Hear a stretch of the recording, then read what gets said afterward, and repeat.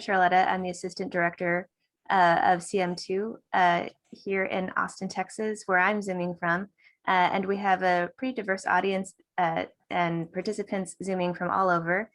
And so welcome to our 2021 Summer Forum. I'll actually go ahead and turn this over to the real responsible people. We'll be having welcoming remarks from the CM2 director, Dr. Ming Zhang, and Dr. Brian Wolshin, who is one of our research scientists from Louisiana State University. So without further ado, please allow me to turn this over to our director, Ming Zhang. Ming.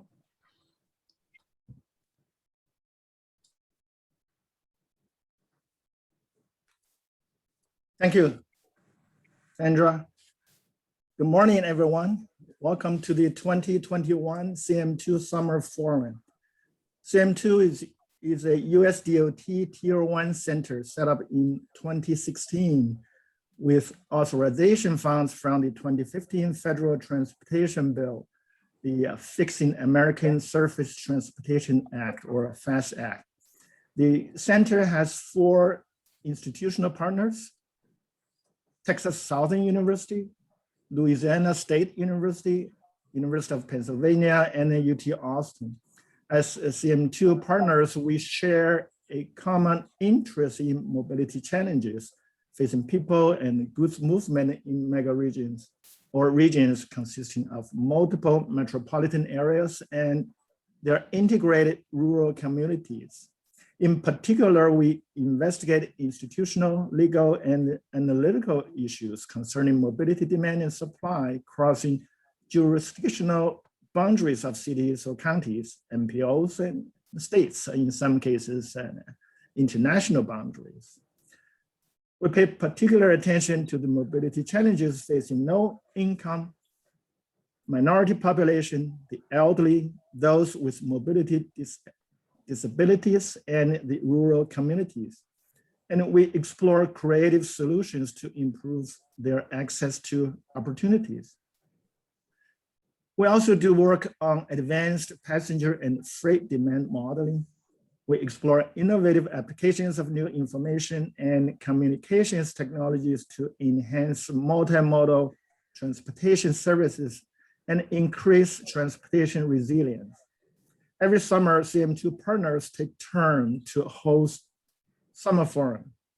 The forum provides an opportunity to CM2 partners to gather and update with each other on their achievements in the past year in terms of scholarly and applied research, educating the next generation of transportation professionals, and technology transfer and community services, which are the 3 key missions of the US DOT UTC program.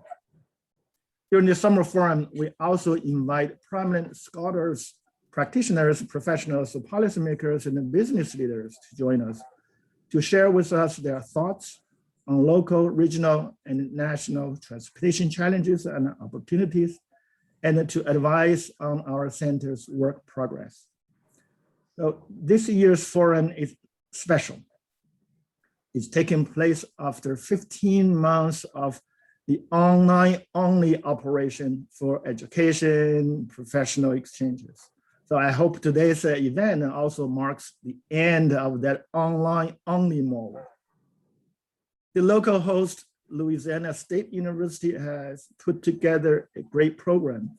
We have speakers, panelists, and participants coming from a wide range of geographies, from the West Coast, or actually from the west of West Coast, Carl from Hawaii, to the East Coast, and from East Coast, and from the other side of the earth, from China. We have panelists from China as well, part of the research team associated with ALSU and CM2, of course. But on behalf of CM2, I want to thank the local host, ALSU, in particular, thank Dr. Brian Wolshin and his team for their great efforts hosting this forum.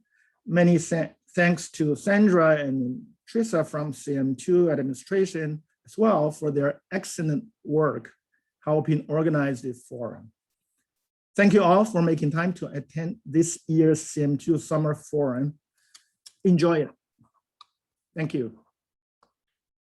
Thank you, Ming, and welcome everybody to the virtual LSU. Unfortunately, our campus just opened, but they're still not sure what to do or how to host these meetings. And they really, when we were planning this, they really, if not prevented us from doing it, they certainly greatly discouraged. And that was obviously really disappointing because that was 2 years in a row. So Ming, thank you very much. And from all of us at LSU, there's a few of us on the call. I just want to convey how excited and proud we are to be a part of this consortium and to be affiliated with UT and Penn and Texas Southern.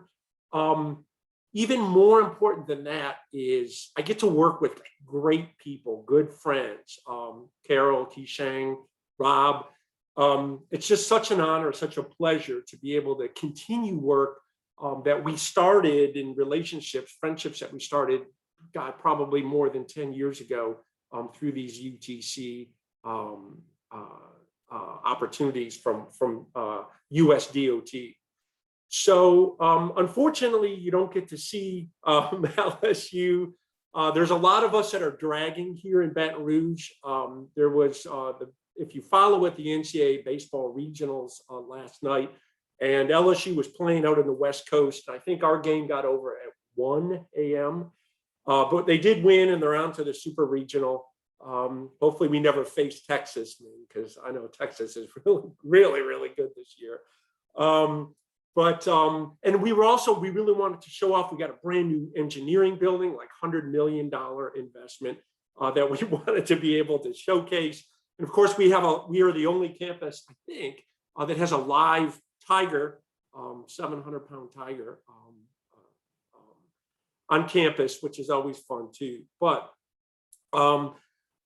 what we tried to do in this, or with this forum, it was awesome because Ming and Sandra said, look, this is up to you, Brian.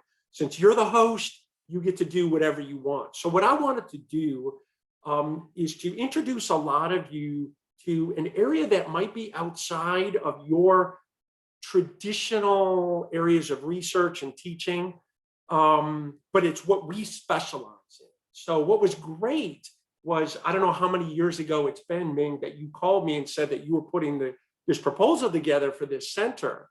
When you told me what it was, I was thrilled because we overlap in what we do, which I'll get to in a second. We overlap so many different areas of either research or interest.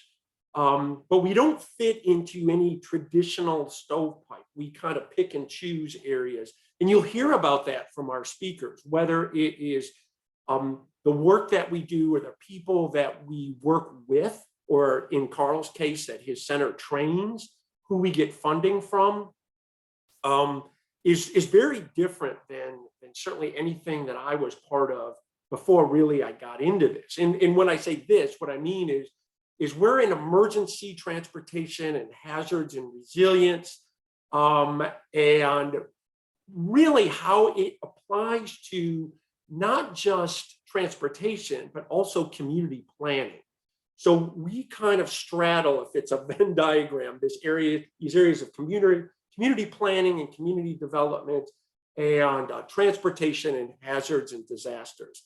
So what I did is I was able to bring together or beg, I guess, Carl and John and then the rest of the people on the panel to discuss what it is that we do and bring some of these ideas to you. And you might be in an area where you say, well, look, this doesn't really affect us, but I don't think there's an area on the planet that is not somehow affected or impacted, not just by major disasters and natural disasters, but also accidents and even minor incidents and disturbances that affect transportation systems. So that's the angle, if you will, that we come at this, not just this center, but all of our work.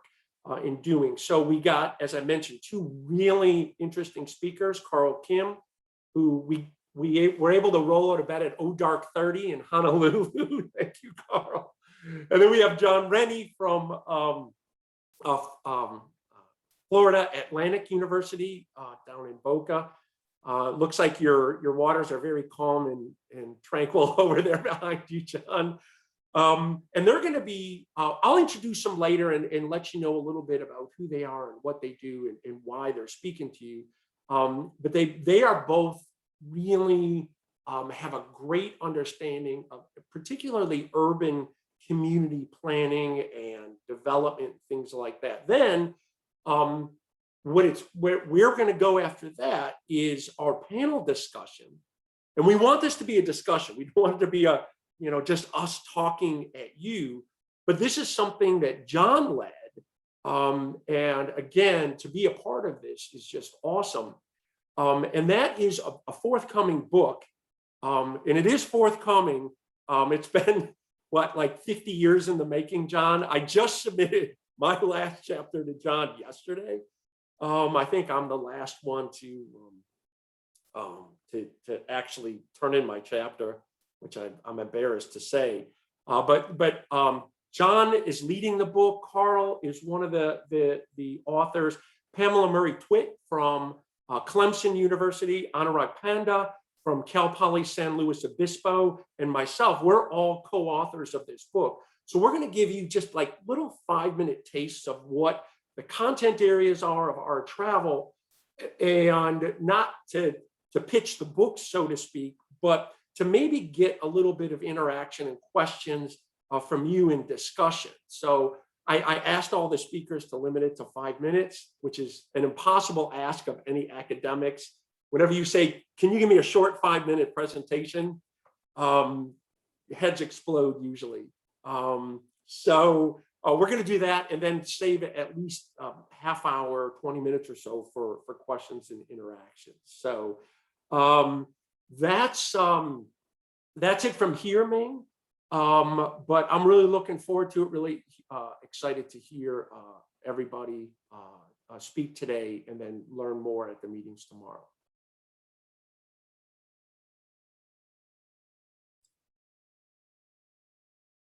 Great. Well, thank you very much, Brian. I really appreciate it. So I can actually just go ahead and share the agenda for today so that people are aware of how the schedule will be to be moving forward from here.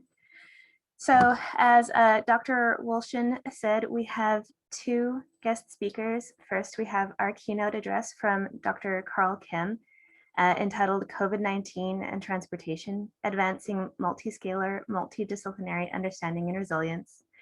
And then after, John Rennie will be our plenary speaker with his presentation, Virtual Reality as a Tool for Transportation Planners to Engage the Public on Sea Level Rise. After our keynote and plenary address, we're actually going to have a 15-minute break at 10:30 a.m. so that people can stretch their legs, continue chatting if they'd like. And then we'll be coming back at 10:45 with our author roundtable that Dr. Wolshin described, where the discussion will be focused on the forthcoming book, Creating Resilient Transportation Systems, Policy Planning and Implementation. John Rennie will be our moderator for that discussion. In the agenda, the posted agenda, it was identified as Dr. Wolshin, but we are asking Dr. Rennie to do so. And it will also include a recording that we have from Dr. Zhao Zhang. Unfortunately, he had some connectivity issues this morning and had to forward us a recording of his PowerPoint presentation. So we do hope to have that opportunity to share his recording with our audience this morning. And after that point, we will open it up for all participants for Q&A and discussion as we head into noon. And that would be our schedule for today. We actually are a little bit early at this point now with at 9:15. So if there were any other sorts of additional questions or feedback at this point before we turn it over to Dr. Kim, please let me know.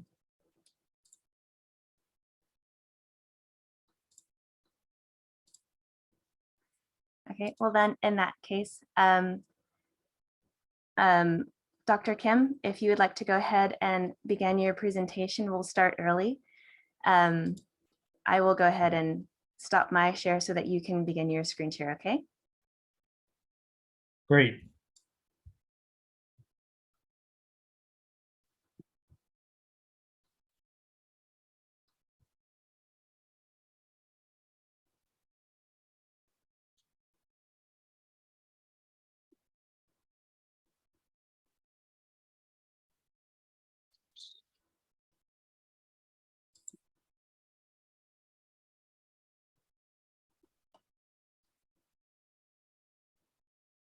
Okay, can you see my screen? And you can hear me? Yeah, I'm glad I got the extra 15 minutes there because it generally takes me that long to get everything all working. Yeah, it's great to see you all.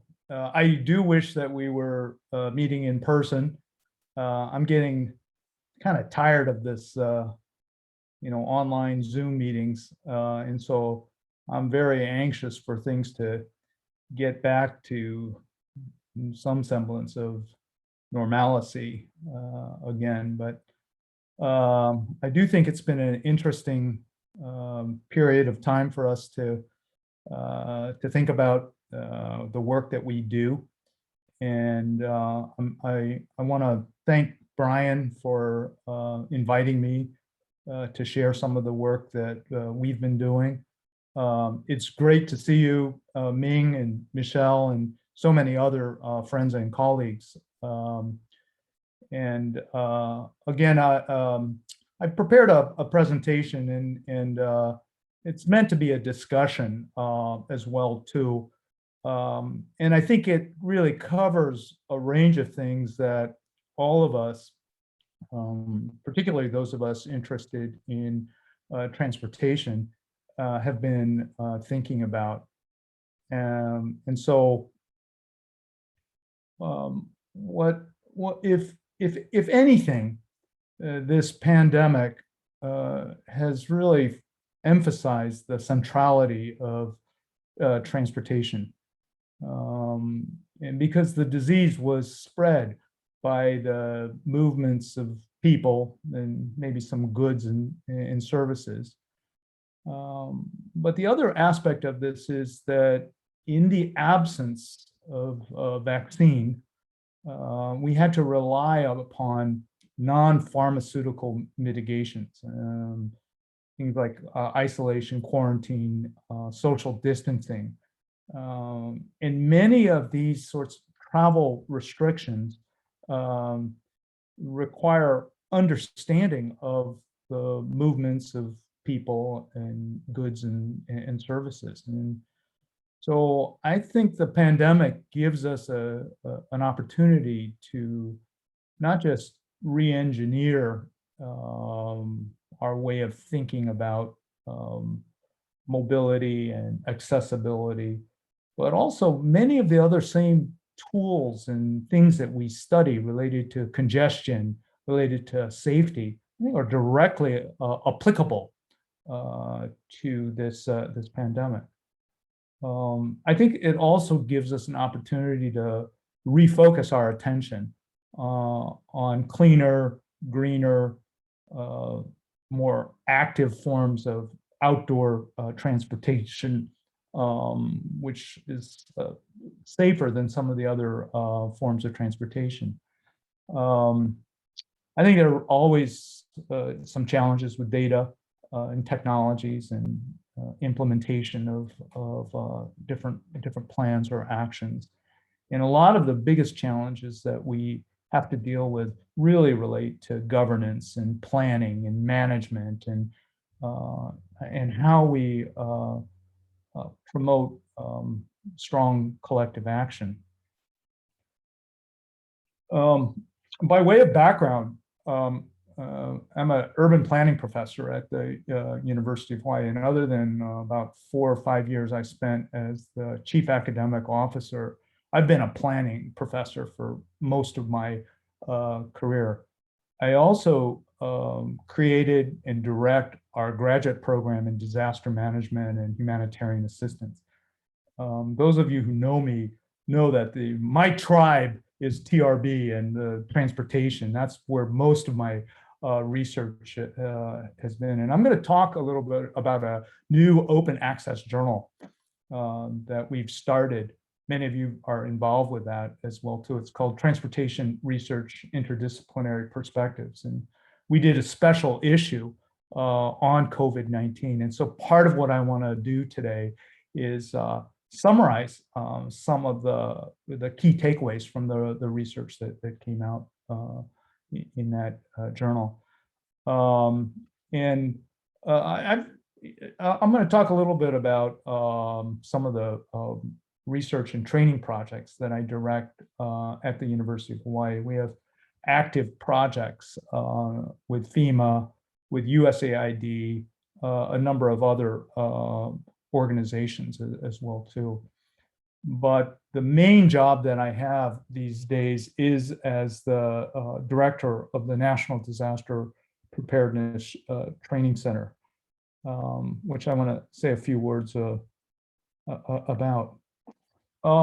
This is a national center that's been, it's actually authorized by Congress. It was part of the Post-Katrina Management Reform Act, and it's funded by FEMA. And our focus is on natural hazards, on coastal communities, on islands and remote communities.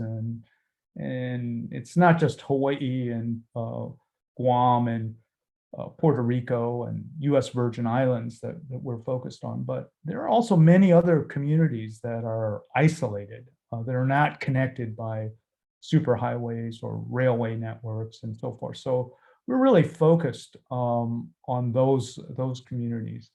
And we look at response and recovery concerns. And our focus has really been to take many of the hazards and threats that we have in Hawaii. Active volcanoes. 2 years ago, a volcano destroyed more than 700 homes in Hawaii. We also have a tsunami threat in addition to weather hazards as well too. And so what our center does is look at different types of technologies and different ways of improving the detection, alert, and warning systems, but also how does that relate back to human behavior, whether it's evacuation or sheltering and so forth. Now this, our center is part of the National Domestic Preparedness Consortium, which actually includes LSU and Texas A&M and New Mexico Tech and University of Hawaii. We're the 4 universities. And then it also includes the Nevada Test Site, the Center for Domestic Preparedness, and several other partners across the country. And together, I think we provide the bulk of training for FEMA. I think since its inception, we've trained nearly 3 million first responders and emergency managers across the country. So if you're interested in this center, if you're interested in developing coursework, training, please contact me. This is a kind of plug for the work of the consortium as well too. All right, now I want to get to what the stuff that I've been interested in. Many of you may know me for many years, more than a decade. I was editor of Accident Analysis and Prevention, and so I've had this kind of morbid curiosity about accidents, emergencies, disasters, catastrophes, which are low probability, high consequence events, and they're really fascinating to study, for 2 reasons.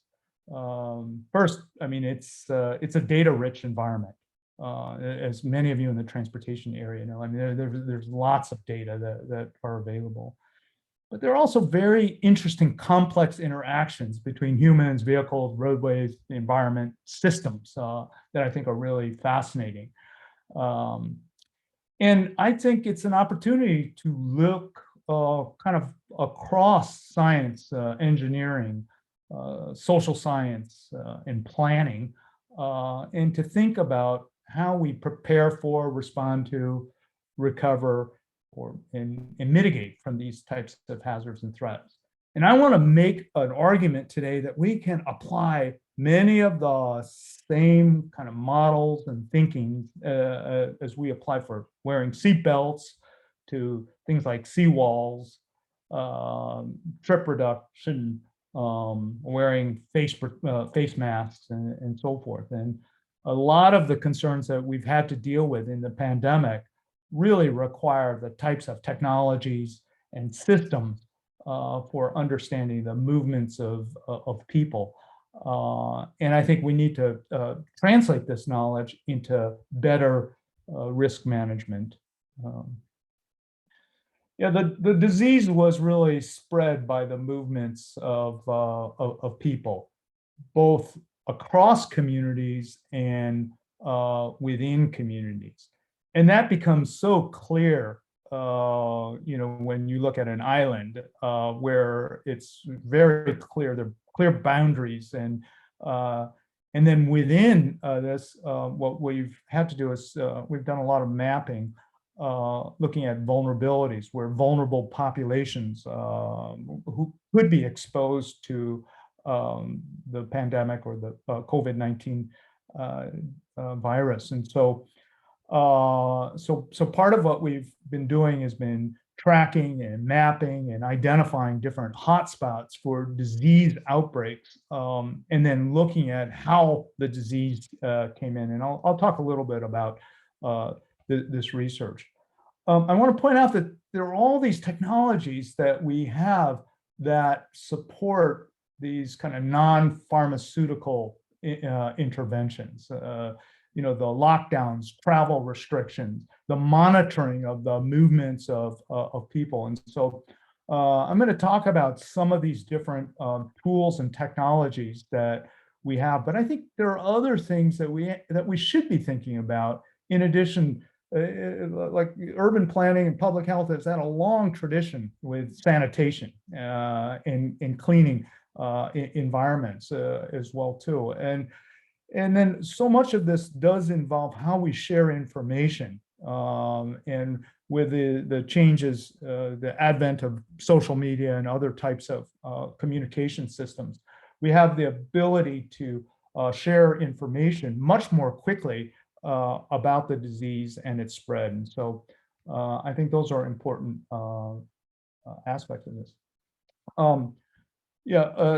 I worked on a paper with Brian and Scott Parr and Pam and John Rene on some sensor data from Florida, where we were able, right after the pandemic, to see the impact of the pandemic and the lockdown orders, or the closure of businesses and schools, to be able to see the impacts on different types of traffic, on freeway traffic, and what we did in this study was to compare similar weeks or days of the week between 2019 and 2020, and compare the different types of traffic. And you can see that there was a really significant reduction in traffic. And so part of it was related to the declarations that government made. But more than that, it was the effect of school and business closures that had a big effect on the drop off in traffic. Some of our research in Hawaii has focused on paratransit use. So we took all of the paratransit trips for the city and county of Honolulu and found a dramatic reduction in trip making for persons with disabilities or people who use paratransit services. It's interesting that while there was a reduction in very important trips, like medical trips went down by 69%, some types of trips, medical trips like dialysis, actually increased during this period. The biggest impacts were to the kind of discretionary travel, church, school, recreational trip. And I think we did this study to really show the very dramatic impacts on the elderly, persons with disabilities, with limited mobility. And so these are among the really dramatic impacts, I would say, of the pandemic on transportation. Yeah, I think I'm kind of like you all. A lot of what we've had to do is to sort of pivot to the pandemic and take some of our tools and applications that we have and rework them for other purposes. So I've been involved in several different projects to support contact tracing and different types of exposure notification using smartphones and other devices. And we've been involved with different types of ways of using technology to support the detection, alert, and warning for people that they may come into contact. There are huge problems. Like, we had the technology figured out in March. The problem is that it just took months and months to implement this because of all of the issues related to personal data, privacy, whether it's treated as a medical record or not, the proprietary data, the systems associated with Apple and Google and others as well too. And so I think the technology part was the easier part of it. The working out all of the agreements and lead to really kind of imperfect solutions.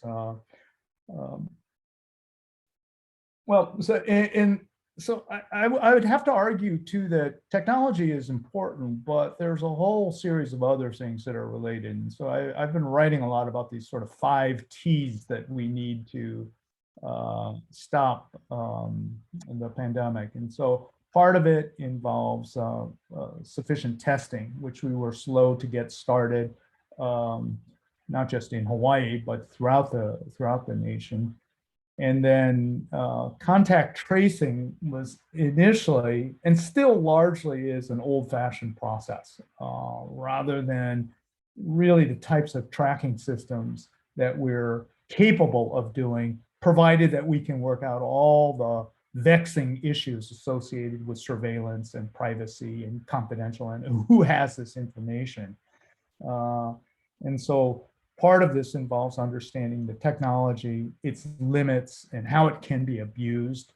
And then also a major part of this is how do we train up so that we can implement these new technologies, these new systems, and these new ways of tracking the spread of the disease across time and space. In my view, I have a friend who said this to me, that what we should be doing is fighting the pandemic like it's a wildfire. We should be throwing everything we have at this. We should be looking for hot spots. We should look at what's fueling the movement of the disease, and then throw everything that we have at it to stop this spread of the disease. In Hawaii, we have an opportunity to look at the effects, these cumulative effects of what happens if you close down the borders, if you implement different types of tracking and tracing systems, if you then start reopening because the disease count went down, and what happens. Like, we went from 35,000 visitors a day to about 300, which shows a really kind of dramatic drop off, and that had major impacts to our economy, to our tax revenues to many, many different aspects of life in Hawaii. So I think we've been very anxious to restart the economy, and right now tourism is on the increase again, and so this provides us an opportunity to kind of do a quasi-experimental design and look at the effects of these lockdowns, these solutions that were implemented. And so part of the research I've been working on involves tracking and comparing travelers who brought the disease in to community spreaders, those who caught the disease from others in the community, didn't travel out of state, and what are some of the differences. And one of the things that you see is that there's a lot of similarity between those who travel and those who are active in the community in terms of spreading the disease. And so we've been looking at how the disease is brought in and then how it spreads once it has been brought into to Hawaii.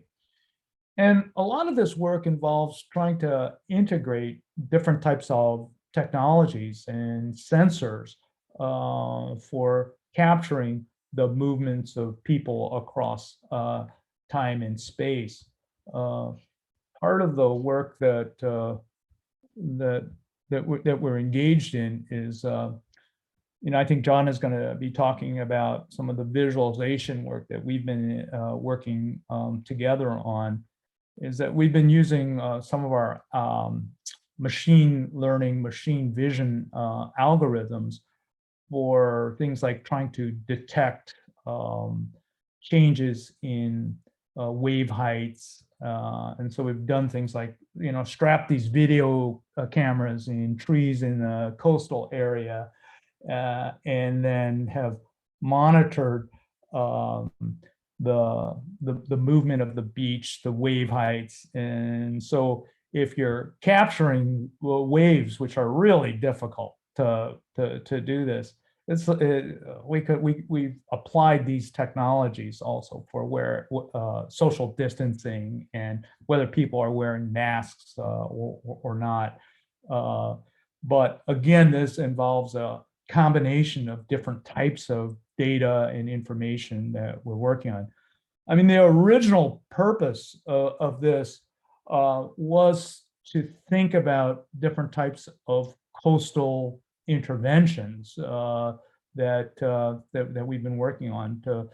I think we're threatened by climate change, the potential for sea level rise, and coastal flooding. And we've been looking at alternatives for, hardening the coast, building more seawalls and so forth. And so we wanted to use the technology I was showing for that purpose. But in the absence of being able to actually do field work, because of the requirements for the social distancing and so forth, we had to come up with other alternatives and other projects. And one of them that we worked on was taking the same cameras, the same technology, and then used it for mass detection in Waikiki, and trained the camera to try to predict whether or not people were wearing masks or not. And there are challenges with this,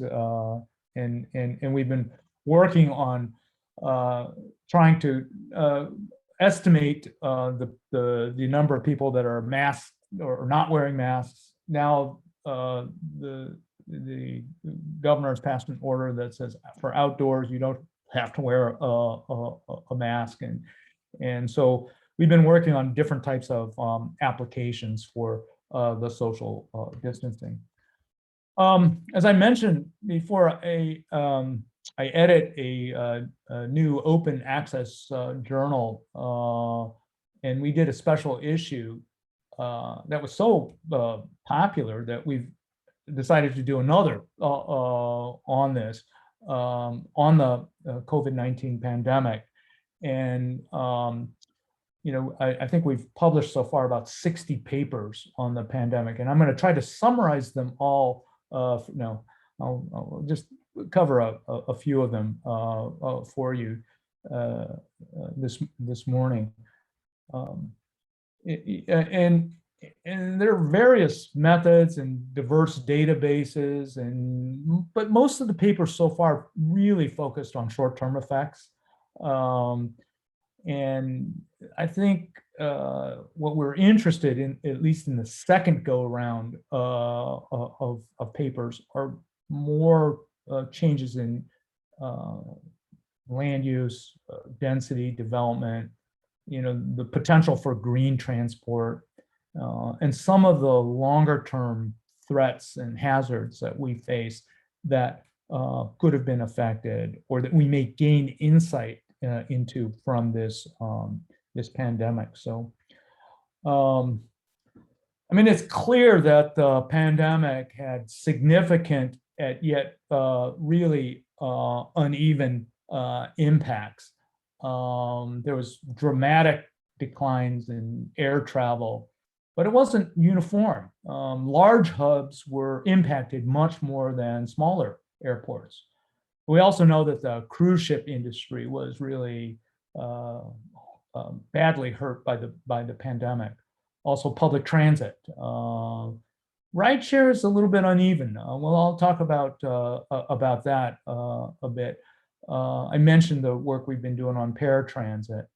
There's been spectacular growth in home deliveries, in Amazon, in changes in freight, a shift towards the rail and so forth. And this reflects changes in consumption. As we shifted away from entertainment, restaurant meals, tourism, to more stay-at-home activities. And I think the other point to make out is that the pandemic exacerbated many of the inequities and disparities that exist in not just within our country, but across countries as well too. So there have also been significant changes in driver behavior, reduction in trips, at least initially. Much more impact in terms of freeway travel for some groups. Obviously, the reduction in tourism and commuting traffic versus local traffic. And this has had some change in terms of people's behavior. The decrease in traffic has generally meant a decrease in congestion, right? And when congestion goes down, we all know that speeds can go up. And with greater speeds, there's also the potential for more risky maneuvers, more sudden braking, and so forth. There's also been some increase in mobile phone use, driving under the influence, and other sorts of risky behaviors associated with being in a pandemic and a lockdown. The initial analysis shows actually an increase in injury severity. So some of the savings associated from the reduction in travel were lost because of the increase in severity. And you have to understand this came at a time when emergency response, emergency medical services were already stressed because of the pandemic, because of overtime, because of, and I think that there are also questions about enforcement, how much enforcement was done during this period of time. And clearly more research in terms of these impacts on driver behavior, on congestion, on the safety impacts, I think is needed. we have one of the largest bike share programs in the nation, in part because we have year-round good weather. And so unlike, Boston and Chicago or DC, which have large bike share programs, we don't have to shut down because of the snow or the winter season. And right now, because of the drop off in tourism that I described, the bike share program is in dire straits, and they're actually looking at closing it. And so we're very kind of concerned about these kinds of short-term impacts that could have longer-term consequences as we're trying to move towards more. But the pandemic overall, bike share trips decreased, though trip durations increased. I think another way of thinking about this is that bike share was part of the recovery, that people were more willing to get on a bicycle than a bus or taking a taxi. And I think that there are some benefits of active transport in bike share or biking as a form of social distancing, which is a kind of interesting takeaway. One of the most interesting studies that we published really focused on the changes in the functions and the intensity of the use of roadways. And there's a database that is keeping track of these different changes over time. And what's really interesting is, there have been, because of the reduction in travel, there have been new pedestrian bike spaces that have been created, street closures, using streets for other purposes other than for cars and parking. And so in our city, a couple of things happened. First, they were able to increase some of their construction projects because of the reduction in traffic. But then also some novel ideas about using the street as loading zones, as outdoor eating areas, and other types of spaces, as opposed to doing things the normal way. So I think this will be interesting to see what of these sorts of changes really stick versus temporary. So I think, I wanted to close by saying that there were some innovative ideas that were led by transportation planners, engineers, and designers. Some of the most interesting innovations had to do with how do you protect workers, or how do you create, shields or systems for.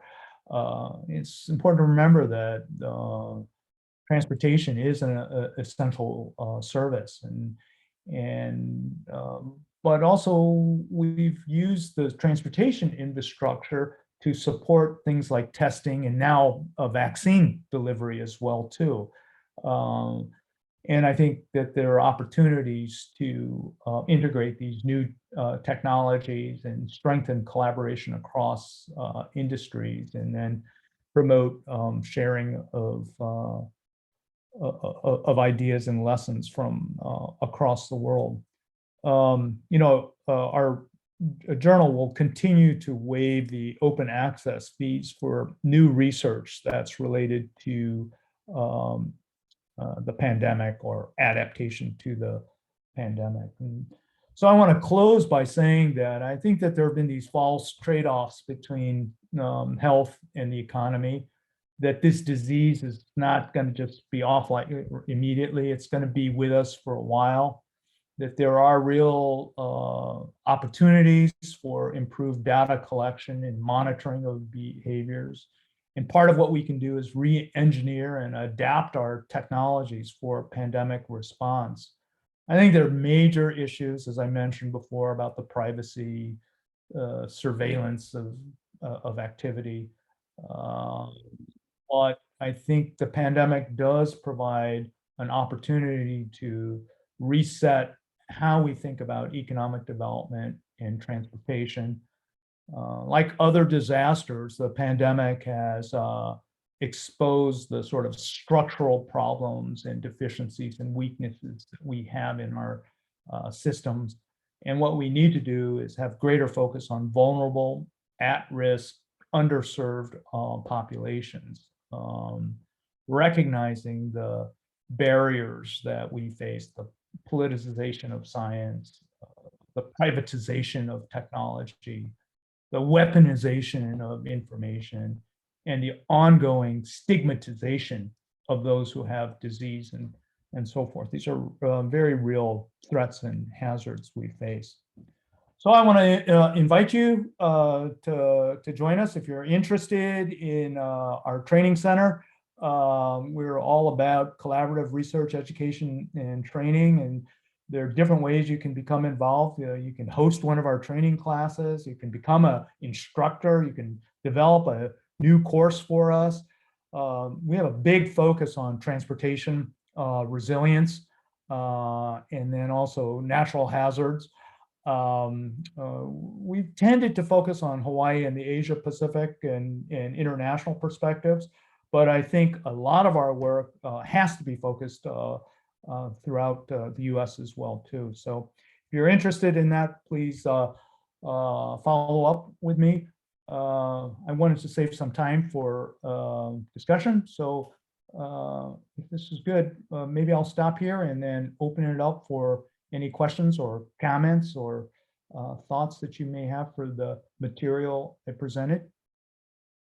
Carl, since I'm the, and I didn't get a chance to introduce you, by the way, so I apologize a little bit about that. I had a big thing written of all kinds of good things. Had nothing to do with your I'm glad actually that, because I've known you, Brian. I was going to say, had nothing to do with your academic accomplishments. I know. But let me ask you two things, Carl. You know, I think that there's been a lot of discussion on the impacts of COVID. So there's two parts to this. There's been a lot of discussion, and we published numerous papers looking at travel or traffic volume as a reflection, perhaps, of people's activity and interaction, and then how that interaction relates to the progress of COVID spread. And you and I have had a lot of discussions on this because, in this hyper politicized comment, I'm always trying to figure out what's real and what's, invented on Fox or CNN by one political party or another. So the two questions I have, the first one is, what do you see as I won't call it a post-COVID, but like the future of this? So for an example, I'm booked on an Alaskan cruise in July. Man, as soon as I opened it, boom, I was on it. But I look at risk and that kind of stuff completely different, I think, than maybe a lot of the world. But do you think that's coming back? Do you think, I hear about, this concept that traffic could actually get a lot worse, even though a lot of people are going to be commuting. Fewer people might take common carriers like transit and stuff like that. So traffic goes way up. From your perspective, where you sit, what if you have a crystal ball and you can predict, what do you think it's going to be? That's the first one. And then the second one is, after what we've gone through, if we have another one of these things and people say that they're inevitable, what did, if you were king for the day and you could institute your lockdown, not lockdown, economy, you said that it's kind of a falsehood. What do you do, or what's your thought on that? Because we've done studies, we've got the data. And I mean, China, for example, super effective. You want to stop the progression of COVID? Lock people down, arrest them if they leave their houses. But that's not realistic. The world's got to go on, in my opinion. And then when I look at it, you see Texas opens up, they're low. Michigan, most restrictive in the country, they're the highest COVID in the country.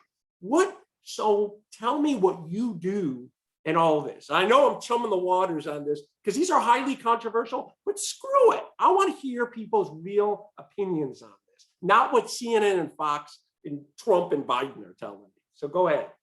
Well, I mean, I think, first of all, everything that you're mentioning paints a very good future for transportation researchers, because everything that you're raising has to do with how people move, the modes that they travel by, and the lessons that we take away from this pandemic. So I mean, we already have seen how quickly the rebound has been. It's really interesting. Another gap, another takeaway that we haven't spent enough time on is thinking about recovery from systems. And the pandemic is really different from other types of disasters and hazards because the infrastructure wasn't destroyed in the same way. I think, in Hawaii, they sold off thousands and thousands of rental cars. So now that there's a crisis, now that the tourists are coming back, there are no rental cars that are available. So there are going to be these kinds of short-term adjustments, the short-term changes. What will be really interesting is the deeper changes, the structural changes, the greater hesitancy that people are going to have to travel or to take risks. We do a lot of work on evacuation and thinking about the protective action decision model as a framework, and thinking about applying that to other types of hazards, how people get the information, the channels through which they get that information, the trust levels that they're associated with that information. And then it's not just what that information is, but how do they make the decisions based upon that information. And I know this has created much opportunity for research and investigation about those sorts of processes. The biggest challenges, I think, relate to the kind of collective actions, the collective things that need to be done. On the one hand, it's kind of remarkable that we move trillions and trillions of dollars in the federal budget for response, over a very short period of time. It's also rather stunning, actually, if you take a step back and you look at that, because of all the other urgent issues and concerns that we have. It's rather remarkable that this was the trigger to make that occur. And I think that that's occurred not just at the national level, but at the state and local levels as well too. So I think that there are opportunities to think about,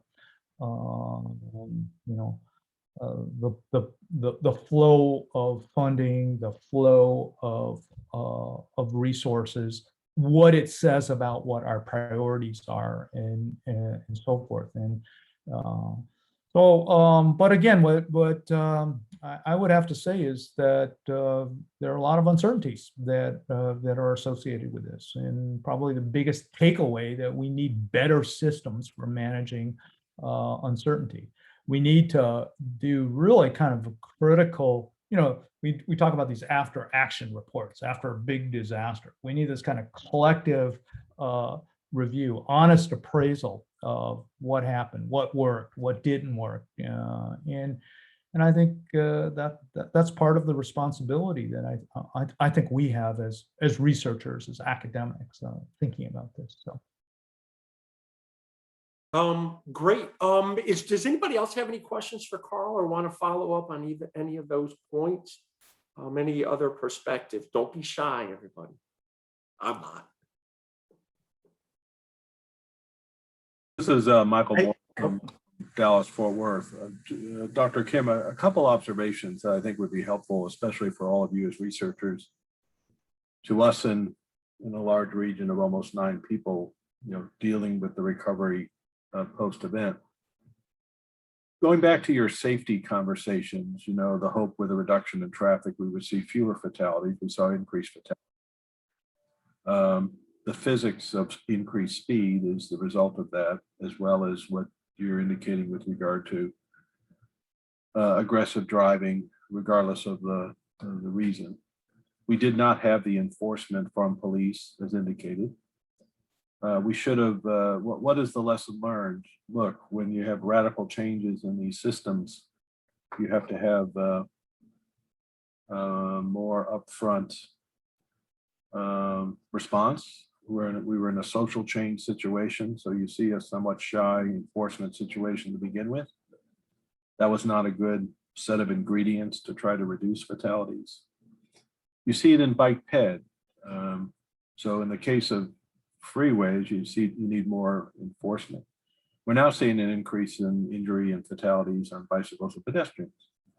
Why? Because you have novice, persons now moving into increased demand. So you have a major education notion that has to occur as you go from sort of a novice into, I'm not saying you're a bike warrior, but you're in more contested places, and you need greater education for that. 40-50% increase in bike ped, still post-COVID. And then we need better engineering. So Dr. Wolshin, I'm trying to give you an education and enforcement and an engineering. If you look at those communities that have ozone, if you look at all the emission sources, ozone should not have increased like it did during the pandemic. What a great ability to redo the air chemistry models, because air travel was way down. ES trucks was about the same, car travel was down. So, your VOC and NOx emissions were way down. Temperatures weren't crazy. Ozone should have been way down. It wasn't. So I think as researchers, I think it would be critical, while it's fresh on our minds as humans, what happened in this unbelievable experiment that we really need to go back and in good times update what we're really doing. I think we didn't know in major metropolitan regions fatalities are down because we have congestion, so you can't go fast enough to kill people. Now we know that. So that means enforcement has to be a much stronger tool if we're going to really get it safely. We've got to have better education campaigns for bicycles and pedestrians. People are texting as they step off a curb and they're being hit by a car. And then engineering, what did we learn in this across all these articles? What are the things that we found? So we document it. So we really go back and redo the air chemistry models to better understand what's going on. This is the greatest transportation experiment in 100 years. And while we're in the middle of it, I don't think we should lose sort of these unintended consequences. So in good times, we can continue to make improvements in our transportation field. So I try to pick an engineering one, an enforcement one, and an education one. And I think you touched on those in your remarks. So it's an observation I pass on.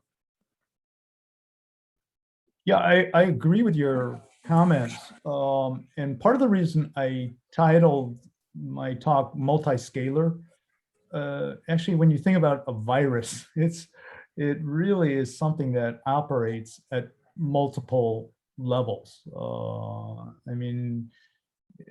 How it spreads, who gets infected, who infects others, both initially, but then over time, and then how the movements of people relate to the spread, whether they're bringing it in initially by air travel or by cruise ship to a place that doesn't have the disease, and then once it takes hold in a community, how it spreads by different travel modes, and what are the safe systems. And on the one hand, what I fear is that because of this, public transit or other types of kind of collective transportation systems are is going to be harmed by this, that people are, and you know, there has been some evidence of an increase in people wanting to move out of cities, to move to single family homes. And you know, like after 9/11, they said it's going to be the end of the cities, right? I mean, I'm pretty optimistic still that cities will recover, because I do believe that this human interaction is something of value. So one of the things that the pandemic did show to us is the importance of human interaction.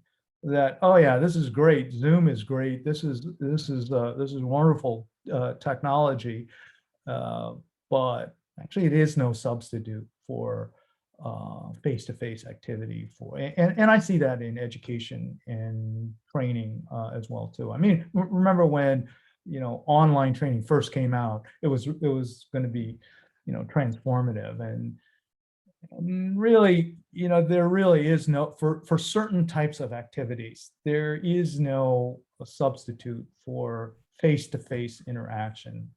I think among the groups that have really been hurt have been the designers, the planners, the architects, the engineers, the others that have to do field work, that have to do, to get out into the community, to engage with the community, and so forth. So I'm hopeful that, you know, some of the takeaways, the resilience that we have in terms of how do you conduct these operations in a cleaner, safer, more hygienic manner.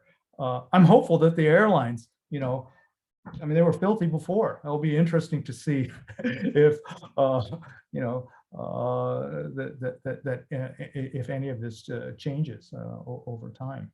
So, other thoughts, other comments? Dr. Pandey had his hand up. Yes, thank you. So Carl, fascinating presentation. One thing that I'm interested in is that, you know, our city has implemented, and I know a lot of other cities have implemented these sort of, you could call it sort of tactical urbanism, where they've taken some of the car lane space and converted it into dining spaces. And now there is talk of like, okay, what do we do now with it? Do we go back? Do we allocate that space back to car? Which I think, in my opinion, would be a terrible idea, to yield back that space again to cars. But how do we, like, if you want to push for those measures to stay, how do we do that? What are some of the ways that we can sort of take some of the good things that have happened because of the pandemic and make sure that they stay that way? Do you have some thoughts on that? Yeah, I think, you know, one place to begin is actually looking at how we are using streets, and how, you know, some of the changes that were spurred because of the pandemic and the lockdown can be translated into changes that support other types of uses for the street, other than for cars and travel. I think Billy Fields and John Rennie have done a new book that I think is really kind of neat, that looks at adaptation strategies using streets as and so maybe John can talk a little bit about that. They gave a great presentation at our center a couple weeks ago, and I think that one way of doing this is, it's really hard with this kind of multi-scalar focus to look at the world as a whole, or even the nation, or even, you know, the country of Texas, you know, and I think so much happens at, you know, at the scale of cities, at the scale of neighborhoods, and I think part of what I'm hoping that happens is that there's a greater orientation towards these sorts of, you know, spatial effects, that begin at the household, at the level of the building or the structure or the institution or the campus. And then we can try to scale up, the lessons that we've learned from that. There are safe places and not safe places. And part of it is the physical design of those spaces. And we know that, it's not just the design, but how people use those spaces. Very, very interesting. One of the papers in TRIP was about the spread of potential spread in corridors in, I think New Mexico Tech did a study looking at whether you should have one-way or two-way traffic in buildings as a way of containing the disease. I think there are these other interesting research questions that kind of emerge that relate to natural systems, improved sunlight, improved ventilation, more outdoor activity. Again, we have to deal with seasonality in some locations, but these are all important things to consider. Thank you. Well, thank you, Carl. Again, I echo Anurag's statement that was a fascinating presentation, and this is going to continue to go on, and we're doing work, and I would really highly recommend, if you haven't seen Carl's new journal, it's open access, which is awesome. Transportation Research Interdisciplinary Perspectives. It's really cool because it gives such a wide view. It's not just any one thing, it's how they all relate. And that is kind of a missing space, if you will, I think, with so many journals. So unfortunately, we're out of time. We need to get moving. And our next speaker is going to be John Rennie. And as John is getting ready and we do the share screen, I just want to give you a little bit of background on John. I've known John for probably too long now. I don't know how long, John, like 20 years or whatever. John comes originally from New York, but he came to New Orleans. So we're all in this hazard, resilience, disaster thing. John came to New Orleans. I think he moved to New Orleans 3 days before Katrina, and then got kicked out of the city for I don't know how long. But John didn't have a car. So John shows up. He's got all the stuff. He's told to evacuate. He didn't have a car. So John kind of invented this whole new area of research in carless evacuation. And that's where John and I overlapped over the years. But the other area that John is a really, really big, internationally renowned cheese is in TOD, transit-oriented development. And I think you founded or started your own TRB committee. You've written books on the topic. But again, I think what I like best about this is just like his experience in Katrina, he just doesn't write about it and talk about it as a lot of academics do. He's actually lived it. So, he's created investment groups to go after development stuff. I've made hundreds of millions of dollars just from knowing John. All of my kids' weddings and tuition, everything's all set because of the work that John does. So wonderful guy. He's now at Florida Atlantic University, kind of planted the flag down there, is now taking over the university one day at a time.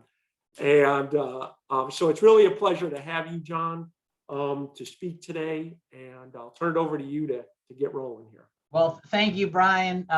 It's great to see so many familiar faces. You can all see my slides, I'm assuming. Great, thanks, Anurag. Yeah, so actually, it's great. A number of you were on the committee that Brian referenced. It was Transportation and Land Development. I know Carol was, I know Eric was. I think probably John Landis at some point was involved with it. I know Ming Zhang was. So it's great, and probably some others. I can't see everybody all because I'm in presentation mode. but it's now merged into the Economic Development and Land Use Committee. And I'm proud that I recently, about a month or two ago, stepped down as the chair after, I think, 7 years. So it's nice to kind of move on to some other things. But and this is one of the other things. This is a very new topic for me. It's very much outside of the areas of research that I have worked on in the past, but I've been enjoying this, and it's quite exciting. So I'm excited to share with you what we're doing. Basically, we're using virtual reality as a tool, to start with as a research tool, but really we're doing applied research, and meaning with actual folks who live in areas that are impacted by sea level rise. We have 2 studies completed, one in Fort Lauderdale, one in Hawaii that we did in partnership with Carl and his group that I'll talk about. And then we're about to kick off one here in West Palm Beach any day now. So to start with, oftentimes transportation planners will show charts like this when they are making presentations to the public. By the year 2021, we can have, anywhere from 31 inches to 81 inches of higher sea level rise, right? And of course, we want to plan for the worst and hope for the best, right? But a lot of times the average person doesn't really understand what any of this means. So what we tried to do is we tried to present some of this in terms of timeframes and visuals that people could understand. There's the adage that a picture is worth 1,000 words, right? And that's something that kind of guides some of this work. And so what we did here was we tried to put, this time scale into perspective, right? I always feel like people think that the past is closer than the future. So if you said to somebody, what were you doing in, 1981, they may say, well, in 1981, I was in high school, right? But if you said to somebody, what are you doing, in 40 years into the future, 2060, what are you going to be doing? They're going to say, oh, we're going to be flying around in cars like the Jetsons, right? So they kind of, think, well, the 2060 is actually just as close as 1980. Maybe I have that math wrong. I didn't prepare for that. So maybe, Anurag, you could double check that math for me. But the point is that the past always feels, closer to us than the future. So what we did here is we tried to put this into context and say, listen, in the year 2100, when a lot of this data comes to fruition, my child who's only 2 years old is probably going to be alive. They're going to be in their 80s at that point, right? Certainly grandchildren will be alive. Most of us, the average person, middle-aged person, probably won't be here in the year 2100. But, interestingly, the mortgage cycles, we're only about 3.5 mortgage cycles away from the year 2100, right? So we try to kind of use visuals that can relate to people without having to overly explain it in charts and numbers. We took advantage of this really amazing GIS mapping system that was developed by the University of Florida called the GeoPlan Center. They have this Florida sea level rise sketch planning tool, and you could go into any coastal county in Florida and get the estimates of what the sea level rise maps would be based on different models. In this case, this is our study area in Fort Lauderdale, and it, based on U.S. Army Corps in the year 2100, at this particular spot on this street, there's a projection of 18 inches of sea level rise in that particular location. Wonderful, wonderful tool. Can the average person understand this or know how to use this? Most likely not. It requires even a lot of planners, frankly, don't even know how to access these tools. We have so much information available out there it's data overload, it's information overload. Again, this is a very easy tool to use and people can learn it, but you have to go through a training course to learn how to use this sort of thing. And so hopefully, transportation planners will go through those training courses and then translate this into information that can make a difference. So this is what we did. We developed some tools using Samsung VR goggles. This is actually my provost testing it out at a student exhibition that we did. I had a grad student work on this and he won best poster for this event. But the benefit of these Samsung VR goggles that we use is they're affordable. They're very portable. They don't need to be plugged in. They're easy to train the public to use. We could train them in just a matter of seconds on how to use it.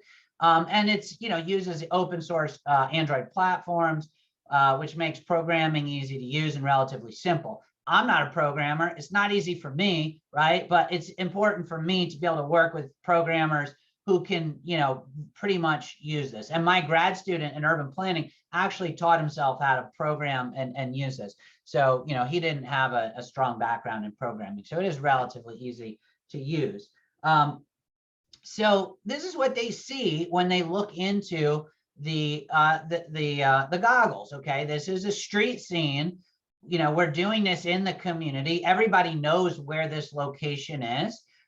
They have a 360-degree photo, so they could move their head in any direction and see all 360 degrees of this particular location. If you're familiar with Fort Lauderdale, it's on the main street, East Las Olas Boulevard, kind of, about halfway between the big tall buildings and the beach. And what you do is you just gaze a point into this little circle over here. And when you do that, this is what you'll see. You'll see this image in a 360-degree video. I have this short little 1-minute video that kind of shows you what you see through the goggles and how we compare that to the maps and to a drone image here.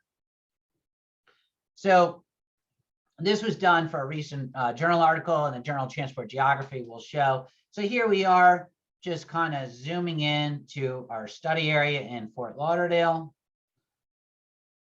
which is the Las Olas. This is downtown. This is the kind of the commercial Main Street part. And this is what you would see looking through the goggles. And we could do still images and we could do kind of animated images like this. And this is, maybe not as impactful for you because you're not familiar with the area, but if you own a business or if you live on this street, this is quite impactful to see. And so we also can do some cutaways and show images that look like this right here, right? And so you can kind of compare the height of the water. Again, this is the medium, I believe this is the medium high intermediate scenario. There's a bunch of different scenarios now, but this is the Army Corps models. And we can adjust the water heights, based on the software that you're using very easily, almost on the fly, actually. And we showed this to people. We did a before survey showing them the maps and the charts, and we did an after survey after they put on the goggles. And we found that 40% of the people said it significantly increased their comprehension from 2D to VR, and 37.8% said it somewhat increased it. Only 21.6% said there was no change. We asked a bunch of other questions, and you could see pretty much the only thing that people disagreed with, by and large, that it was uncomfortable, although there was about 23% that it was uncomfortable. Sometimes the VR can create a little bit of nausea when you're looking through it, and that does affect some people. So we had to have, a lot of disclosures and IRB forms that they had to sign before they agreed that they would be potentially willing to get nauseous. But generally, even though that it was somewhat uncomfortable for some of the people, most of the people said they would do it again. Only 2.7% disagreed that they would do it again. And they also, a vast majority of people said other people in their community would benefit from this. and importantly, that the VR experience would motivate them to get more engaged on this particular topic. So we also did some interesting research. Again, this isn't really statistically valid sample. We only had about 75 respondents, but we found that people on the right side of the political spectrum and all respondents generally were willing to change their views after seeing this. So when we asked the question, is sea level rise a major threat to residents and businesses in the study area? 6 people representing 27% on the right side of the political spectrum said that they disagreed. That number shrunk to 4 people, which represent 18% after they experienced the VR. Again, we're only talking about a change of 2 people with a relatively small sample. So we're not gonna, overly generalize it. This is gonna change people's political opinions, but there is an indication that it could. And of the overall sample, I think this is statistically significant. The number of people that strongly agreed went up from 46 or 61% to 50 to 68%. So we saw that there was a more stronger agreement that sea level rise is a major threat to the study area. And so part of the reason it's hard in small community settings to get a lot of people to come out. 75 people is actually a lot. We had to do multiple meetings to get 75 people. So it's not like, it's kind of hard to get, with these small neighborhood type surveys, it's hard to get, hundreds or thousands of people. Working with Carl, we were going to do this as a very similar kind of a study in Waikiki, except COVID hit. And we weren't able to actually go and do this. We couldn't meet with people. We couldn't put goggles on people during COVID. So we had to kind of improvise on the fly and turn this into we turned all the VR into YouTube videos that, kind of showed what it looks like. And I'll show you that in a second. This was our study area. Pretty much this part, this is Waikiki. Our study area was kind of like right in this area over here. Let me just show you this quick little video here. And this is what the people saw. So they did a YouTube video. It was actually a Qualtrics survey, where in the Qualtrics survey, they saw 2D maps and charts. They filled out a bunch of questions. Then they advanced and saw this video, which I'm going to show you. And then they filled out more questions after this. Let me show you this.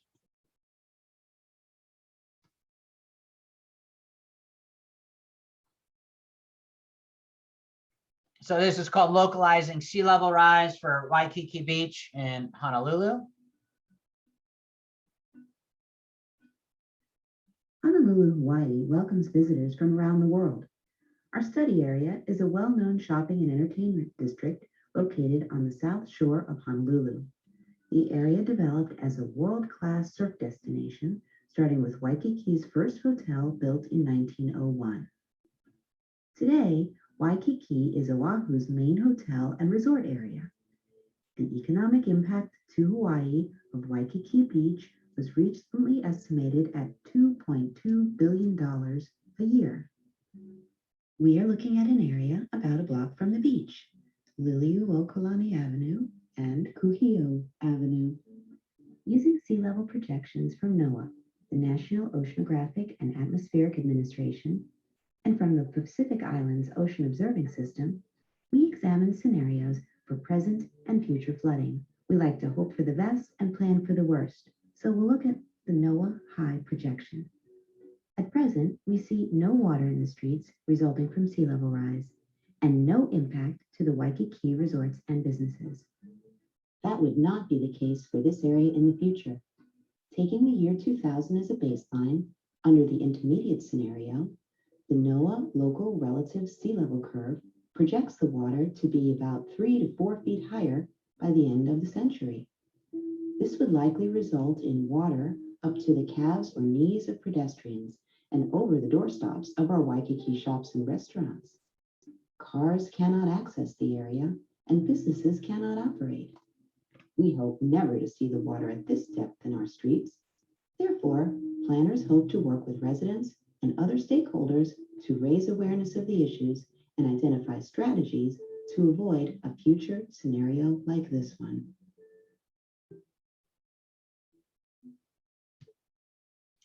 And so we can talk, Carl and his group helped us to disseminate and distribute this survey. And we could talk a little bit more about that, but it mainly went to practitioners and business folks who live and work in Waikiki. And so this was some of the results from that survey. After visualizing the street in the video simulation, I'm better able to understand data depicted in the charts and graphs. 87% agreed, only 13% did not agree. 75% felt that the video simulation provided me with new information on the topic of sea level rise. Interestingly, we didn't provide any new information. We just showed them the same maps, just visual, shown with that 3D visualization. So even though we didn't show them new data, it was just depicted in an animated form. 75% felt that they saw new data. So we thought that was pretty interesting. 95% felt that people in their community would benefit from that video simulation. Again, 24%, similar to Fort Lauderdale, felt that it was an uncomfortable experience from them, but also similar to Fort Lauderdale, people would do it again. I didn't put that chart in here, and they would encourage other people to do it in their community. And they felt 85% felt they would be more motivated to become more engaged on this particular topic. So just to kind of finish up, we're starting a new project funded with some resilience funding from HUD, Department of Housing and Urban Development. The money has come through the Florida Department of Economic Opportunity, which has been put out a bunch of resilience grants across the state of Florida. We helped the city of West Palm Beach write a grant proposal that got funded, and we're starting it this summer. FAU, my center, is kind of the lead, and we've hired Virtual Planet Technologies and a colleague of theirs who works at the Virtual Human Interaction Lab at Stanford, who's doing some really cool work in this area. And this is basically what we're going to be doing here. This is our study area. This is Palm Beach Island. This is West Palm Beach. This is an intercoastal. That's the Atlantic Ocean. We're about 80 miles, 60, 70 miles north of Miami. We're about 30 miles north of Boca Raton. West Palm Beach is downtown, is right over in this area. It's the county seat for Palm Beach County, which is about 1.2, 1.3 million people. So this is a pretty populated area.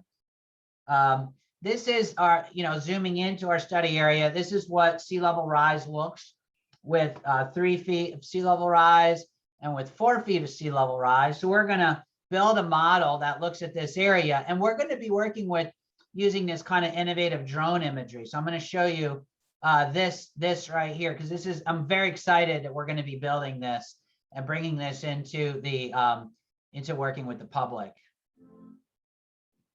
The burning of coal, oil, and natural gas all produce. This is an example from gas Santa that Cruz. Forms a blanket around the Earth. This blanket traps heat, causing global temperatures to rise, which can intensify severe weather patterns, but also cause glaciers and ice sheets to melt, seawater to expand, which both raise sea levels. These changes will create major disruptions for our planet and impact coastal communities in many ways.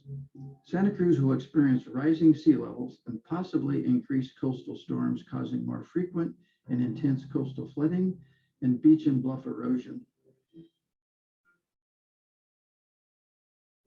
See that water filling in? The king tides, the highest tides of the year in the winter of 2019, brought the water line almost to the street. While we are uncertain when sea level rise will reach 2.4 feet, it is expected to come well before the end of the century. Beach Street, which runs in front of the Santa Cruz Beach Boardwalk, could be completely flooded, and the ocean may make its way close to downtown. Can you imagine wading through the streets with water up to your knees? So what can the city do? The city is currently evaluating how it can respond to sea level rise and coastal erosion by completing technical studies and talking with residents. We could allow the bluffs to continue to erode and gradually move the pedestrian path and roadway further inland. We could also gradually relocate buildings and infrastructure further inland. We can install more armoring like riprap or seawalls to protect the infrastructure and development backing the beaches, but armoring doesn't allow the beach to migrate back and eventually the beach will be lost. Other options including adding more sand to the beach or trying to create a living shoreline. Welcome to the Sea Level Rise Explorer. It's great to have you here. So we're going to be looking at, I just want to go back a couple slides. So this area right here, you know, all of our intercoastal areas susceptible to sea level rising, and also obviously this side as well, but that's a different jurisdiction. This right here, these are all like multi-million-dollar homes. Like this is Rush Limbaugh's house over here. It's probably worth about $80 million. You know, the average price of a home over here, it's probably, you know, $10 to $20 million on average. The homes over here probably on average along the coast, you know, $5 to $10 million. They obviously, you know, get more affordable as you go in. This actually becomes a more low-income community in this area. And what we're looking at is potentially trying to figure out ways. We have to deal with this is a super yacht marina where they build and fix super yachts. So this has to be navigable to open waterways. So we're looking at creating different options where we can create a seawall with pedestrian, bicycle, scooter facilities along here, and then maybe bring the levee in over here and come out this way. But some of the challenges is the underlying limestone geology of the area. So, you know, creating a seawall may not necessarily solve all the problems because water can go underneath the limestone. So that we're going to use this as a planning tool to work with our engineers and our coastal engineers to come up with options, reintroducing, you know, vegetation and mangroves and nature back into the equation, but very much to increase the transportation and mobility and accessibility options for the people who live in, you know, in these areas to be able to get, you know, there's a lot of jobs in the ports over here. There's a lot of jobs over here. So, and obviously as you get in this direction, you get closer to downtown. So we do see this very much not just as a coastal resilience project, but also as a transportation project. So we'll be submitting an article to TRIP since it's interdisciplinary when this is all said and done. And so this is one of the first pieces of research that came out of the Fort Lauderdale study, just got published in the Journal of Transport Geography on visualizing sea level rise impacts to transportation using virtual reality. So I'll stop there. I've got, you know, another slide that gets into the resilience book for the next panel, but I'll just stop there right now. Thank you. Thanks, John. That was awesome. And you know, we've worked together a little bit on this and actually used some UTC funding, I believe, to support some of this. So that's great to see it kind of evolving into use. One of the questions that I had, and I'll just ask the first one to get started and then turn it over to the audience. So one of the things I think that whenever we go and we speak to the public, especially about disasters and these kinds of things, is this, what do I say? Like skepticism.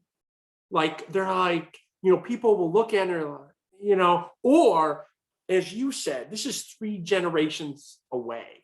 Or what did you call it? 3 mortgage cycles away. I've never heard of presentation framed in mortgage cycles. That was awesome. Kind of, can you speak to that at all? I mean, the people that you talk to, do they buy into it? Are they skeptical? You know, what's your feelings on this project specifically?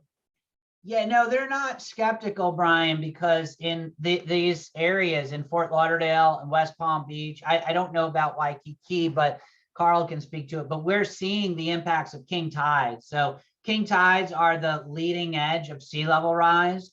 Fort Lauderdale in particular has 1.5 feet of water in it up to 60 days a year right now in the study area. West Palm Beach, this study area, we're seeing not quite as much water yet as Fort Lauderdale, but we're seeing, 6 to 8 inches of water, like I said, 30 to 50 days a year when the king tides, both in the spring and in the fall. So it's not 30 continuous days, but it might be like, high tides for every day for like a week, or two. And then, and then it happens in October. It may happen in December. Sometimes it happens again in March or April. And this isn't like, people know this is sea level rise. I mean, it's widely reported in the local media, how it's getting worse from year to year. People who have lived here for generations have said, I've never seen this before. And it's happening on sunny days. It's not, water associated with heavy downpours.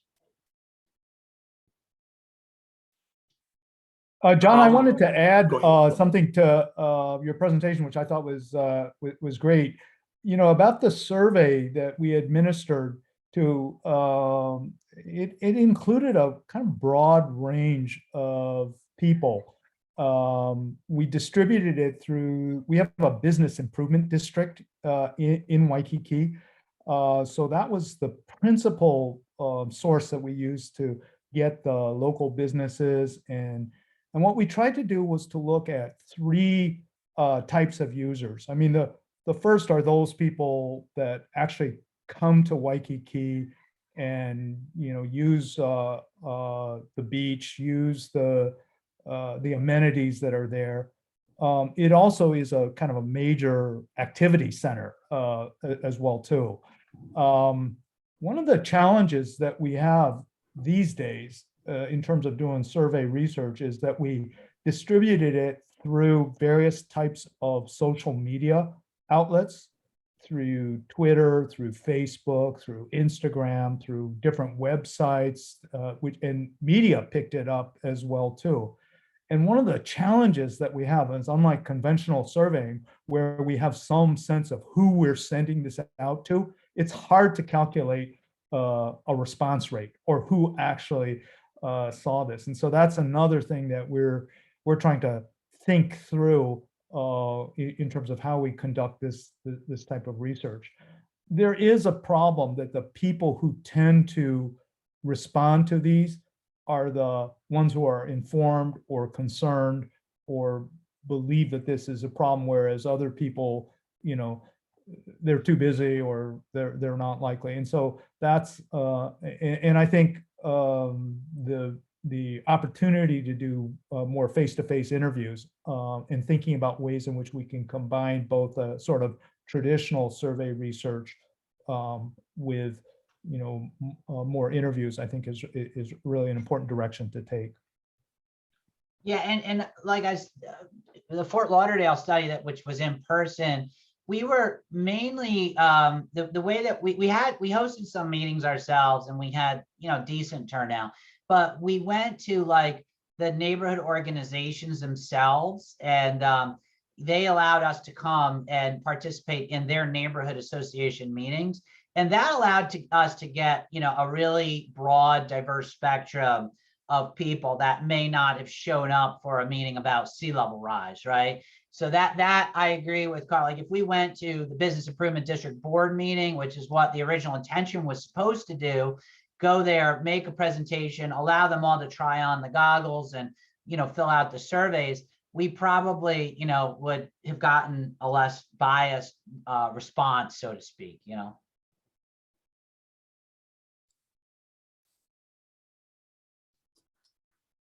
Hi, everyone. I'm just chiming in to let everyone know it is now 10:45. So we actually were able to just fly through our break time with such great conversation and really good presentation. So thank you, Dr. Annie, for your time. But let's go ahead and transition over now then to our roundtable discussion that we have. Just to kind of reiterate, the panel discussion that we have is creating resilient transportation systems, policy planning and implementation. And this is discussing basically the the book that was authored by our guest speakers today. We also have a recording from Dr. Zhao Zhang, who could not join us right now.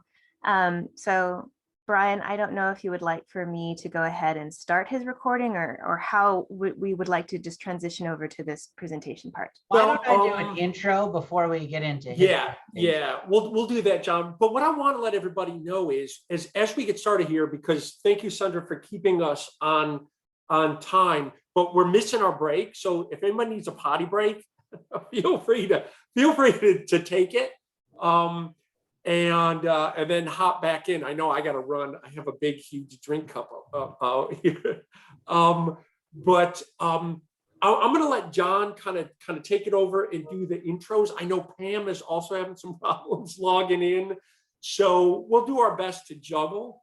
But what we'll do is, John, you go ahead and get us started, and you can step us through each of the authors, and then I have Pam's presentation. I can do it if necessary. And you have Zhao's also, which is not a chapter in the book, by the way, but it's very closely allied to the work that we're doing. That's why I suggested him. So, we're virtual, so everybody can kind of enjoy and do what they need to do. John, why don't you take it over? That sounds good. Thank you, Brian. I am going to shift hats from presenter to moderator.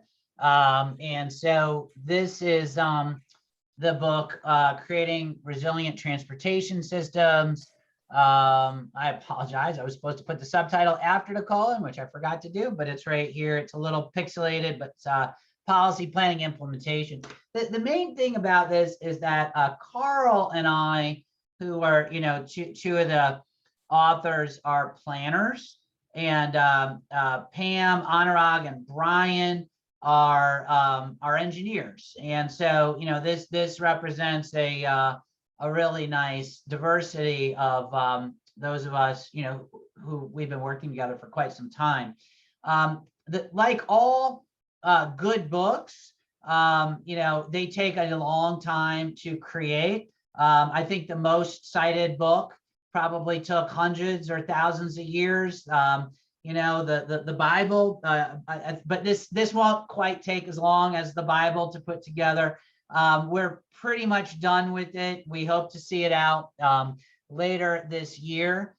It was initially expected to really be disseminated as an ebook. I don't know if that's still their plan at Elsevier. I think it is. I think the reason is that they're going to charge kind of a fair amount of money for the print version, as a lot of publishers do. They expect libraries to buy it, so they charge over $100. But I think the e-version of the book is going to be very, affordable. I don't know if they're going to publish a paperback copy of it. So that's basically what I'm saying. The book has 10 chapters. There's an introduction, a chapter on defining resilience that Anurag wrote. We all kind of worked together on this, but we had kind of a lead author for each chapter. Multimodal transportation systems, I led. Engineering and system design, Brian led. Increasing transportation network resilience, I think Pam led that one. Disaster risk reduction and resilience international perspectives was led by Carl. Traveler adaptation to transportation disruptions, I believe that was led by Pam. Measuring and assessing resilience was Brian. And resilience automation connected vehicles was led by Anurag. And then I'm led the final chapter on overcoming challenges of the 21st and 22nd centuries. So what I'll say is that when we started out, and I'm going to just stop sharing my screen here because that's all I got in terms of slides. So and others may have slides that they want to present. Of course, Zhao has been using our earlier versions of our book with Brian to teach his students in China. But transportation resilience is a challenging topic to write about. It's so broad. It encompasses so much, and there are both like short-term dimensions of resilience and long-term dimensions of resilience. And we are operating in a very radically, quickly changing world. I think Michael Morris, mentioned earlier, he had some great data. I'd love to actually see some of the data about ozone and things of that. I haven't actually seen that data. I would love it if you can point us to where we can find that. But there was an article that just came out recently by Richard Florida and Joel Kotkin, published an article a few weeks ago. And, they said, look at, the transportation sector is changing more now than it ever has since, around World War II. And I would almost argue it maybe even changing more quickly now than it even did after World War II. Couple of trends, aside from resilience that we need to keep in mind that I'll just kind of put out there for conversation and discussion. And I'm glad that it's only 10:50 because I was looking at my watch and it was like 11:50. I'm like, oh my God, we're almost done. How do we run over the time? I forgot we were on Central Time Zone, so that's good news. So number one, okay, Wall Street analysts, all of them for the most part, are saying that electric transportation, electric vehicles are going to be significantly cheaper than gasoline engines within 3 to 4 years. Okay. And so, when people in Wall Street start saying that, I tend to believe it, right? Because they're putting a lot of money behind these bets and they do a lot of research and they know what they're talking about. We all know that GM, I think it was GM or Ford, or maybe both of them announced that they're phasing out gasoline engines, right? So we know in a decade from now, we're all going to be sitting here at a forum similar to this, and we're all going to have electric cars, right? Or we may not even have electric cars. We may just use Uber and Lyft, right? And as autonomous vehicles becomes more prevalent, right, we may just forego vehicle ownership altogether and actually just, use transportation as a service when we need it, and maybe a lot more, a lot cheaper to do that sort of thing. That's certainly what Uber and Lyft, and I believe some other companies like Google and Tesla, they're all kind of getting into this industry and banking on the fact that people are going to use transportation on demand when they need it. And I'm not saying everyone's not going to own a car, but I think car ownership will plummet. I think the biggest challenge comes way before that. I think the biggest challenge for us comes in a few years from now. I serve on the advisory committee for the Florida Department of Transportation's Long Range Transportation Plan group. And by the end of this century, we're talking 6 or 7 years from now, we're not going to have any funding to pay for our transportation systems, right? We're already at the national level have been in a deficit from our transportation trust fund, since around 2005, because VMTs have pretty much flattened out nationally. But what happens when they start to decrease, right? Not just flattening out, but start to decrease because we don't have a VMT tax in place. Okay, maybe politicians will figure out how to put a VMT tax in place, but till we get that, transportation revenues are going to go down, right? And so that's going to create a monkey wrench with regards to transportation resilience, right?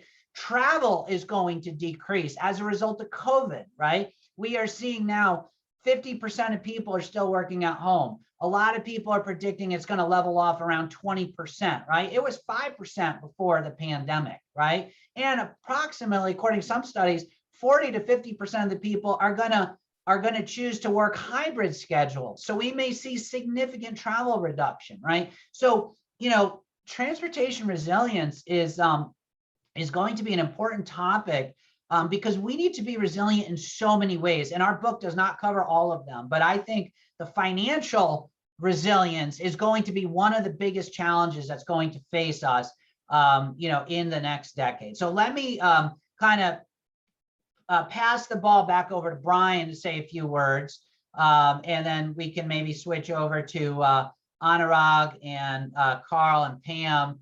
And at some point, Brian, whenever you think Zhizhao's, we should play his presentation. I'm not sure, I haven't seen it yet, so I'm not sure where it best fits in. As the saying goes, I have no words, John. Why don't we just go through, because a lot of people have been kind of sitting and listening. I like it when other people participate. So why don't we go through, you call on us and we'll go through those chapters. So at least everybody kind of gets a feel. Because I asked everybody just to put together 3, 4, 5 slides Okay, so to show let's the start with, content. So, okay, now let's start with Anurag. Anurag wrote the Defining Resilience chapter. So Anurag, do you want to present or discuss the definitions chapter? he might have, oh, no, he's there. Oh, yeah. Hello. So, John, I was thinking you were going to introduce the book, so I actually prepared my presentation on the connected and automated vehicles. That's fine. That's Okay. fine. Yeah. I to be honest with you, I don't think it makes a ton of sense to get into all the various definitions. We could waste our entire panel talking about definitions. So let's skip Right. over that one. So my chapter comes next. It's on multimodal transportation systems. And I've already kind of given you a flavor of what my chapter is about. So what I do is I kind of go through the push towards different modes of transportation, and I kind of define all the different modes and define what resilience means for all the modes. I kind of get into a section on kind of short-term resilience and planning for evacuations for using a multimodal perspective. And so then I get into the COVID-19 pandemic and what that is meaning for transportation, which I've already kind of mentioned. Then I get into planning for longer term climate change and climate impacts. And I look at a case study of London. London is one of the most progressive cities in the world in trying to shift modes in terms of getting people out of their cars, onto public transit, onto bicycles, onto scooters, walking. They have the advantage of having the Transport for London, which kind of controls the entire transportation system, which many other cities don't have that level of kind of top-down control. But all of that is coordinated with their regional plans for resilience, sustainability, and climate emissions reduction strategy. So that's what that chapter does. Brian, do you want to talk now about the engineering and system design chapter? Since you mentioned Transport for London, why don't we have Carl go and talk about his international perspective? Then I'll jump back in. Okay. Okay, can you hear me? Yep. I'm going to screen share.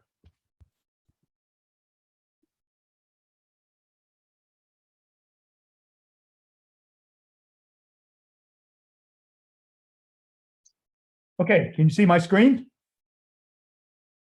Okay, I think I had the most fun chapter to write because, I got to look at cases across the world. And I think I looked at 10 different cases. And I'm just going to pull out some of the highlights from that. And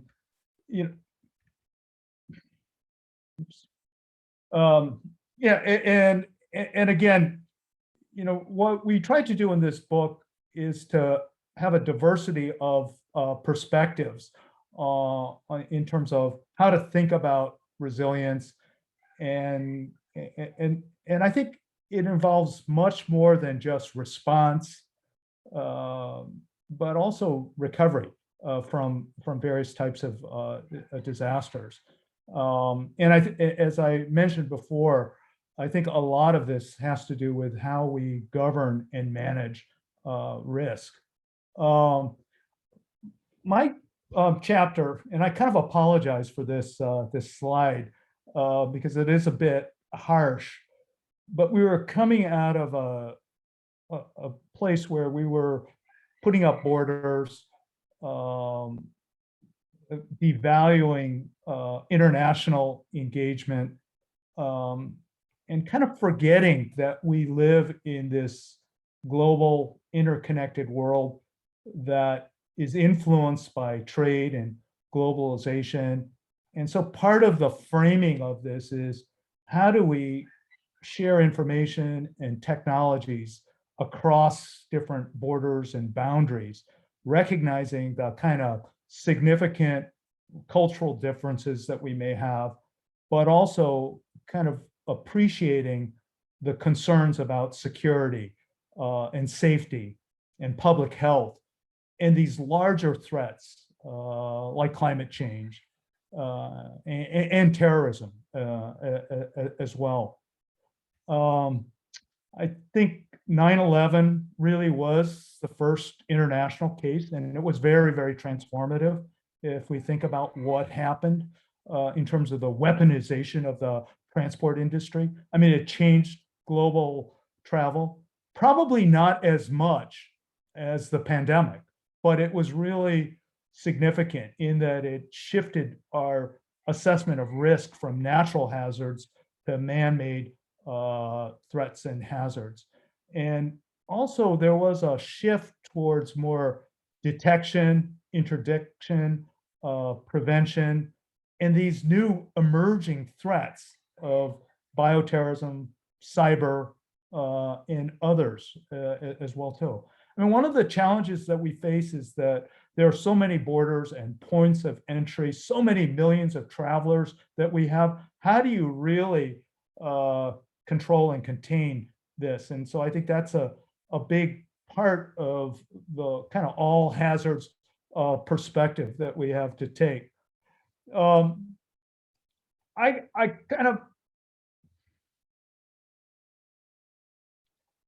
I think I was drowned out by my previous slide. But part of what we've been doing in Hawaii is looking at the multiple hazards and threats that we have, and then relating. I mean, we have active volcanoes, we have tsunami threats, and so forth, and thinking about how these different types of disasters and threats are influenced by our transportation systems. And well, I think one thing to recognize, and the pandemic really reinforced this, was the importance of supply chains, both global as well as local. And I think one of the things that has happened too is that there are these multiple points of failure. The I-35 West bridge collapse, in Minneapolis, I mean, showed another type of hazard that we have, which is deferred maintenance or poor inspection systems. And that when these disasters occur, there are these complex, cascading, contagious effects that occur, particularly in terms of these, what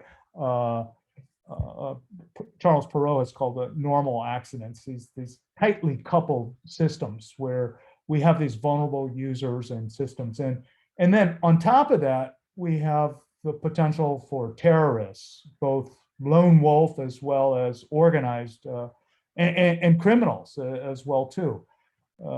Some of this is amusing, some of the hacks and things that go on, because it is more in the case of mischief, but we also have to deal with these other concerns with neglect, incompetence, greed and profiteering. And so the cases that I look at those different.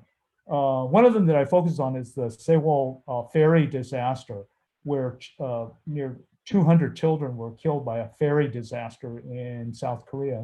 And one of the big lessons and takeaways is that we do have to think about vulnerable at-risk populations, these underserved populations as well too. We have to think about how a lot of the pandemic concerns occurred at a time when we're also having social unrest and protests that are occurring. And so I think transportation planners and engineers have to be concerned increasingly about the inequities and concerns about social justice within and across communities. As John and I have been, talking about working on, there are these other bigger threats as well too. I mean, from sea level rise, climate change, and what are the sorts of changes that we can make. And I think one place to start is to think about the coastal roadways and the hazards and threats that they experience. Because if we can get the roads right, then a lot of the other stuff follows behind that.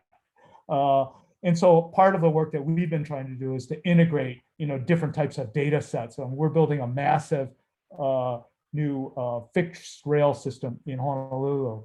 When I started working on that, it was supposed to be like a $5.7 billion system, which we thought was, no, it was at 1.8 billion when I first started working. Now it's 5.7 billion. Now it's over $10 billion. So if you want to justify your trip to Honolulu, one of them is to look at this project but it provides valuable information about trip making behavior in relation to different real hazards and threats, such as flooding and sea level rise and so forth. And again, I want to remind us of, that many of the locations that are most vulnerable are also places where displacement can occur, where there are significant environmental justice concerns, and so forth. And so that's why I think from an international perspective, it's useful to think about this from a multimodal, integrated, diverse systems approach, where the diverse systems of travel provide backup, redundancy, and sometimes easier technologies don't have the types of complex failures. And then I think these systems also promote interaction, create jobs, create sense of community, and create these synergies. And so another way of thinking about security is that we promote it through building community. And so those were the key thoughts that I had. I want to acknowledge and thank my team that's involved with a lot of the research that we're doing. I want to encourage you all to come visit us face to face rather than via Zoom. And so I'll stop sharing my screen. So those were the key ideas that I wanted to kind of convey for today's session. Thank you, Carl. Brian, do you want to take the next swing at it? Yeah, John, let me activate my screen here. So what I did is, let's see, what I did, mine really covered the, uh-oh, can you guys see me here? Yeah, I can see you and hear you. Your slideshow is not in the full screen mode, but we can see it fine. Error message saying Zoom has quit unexpectedly. There's a little static, but you are still speaking and we can see and hear you.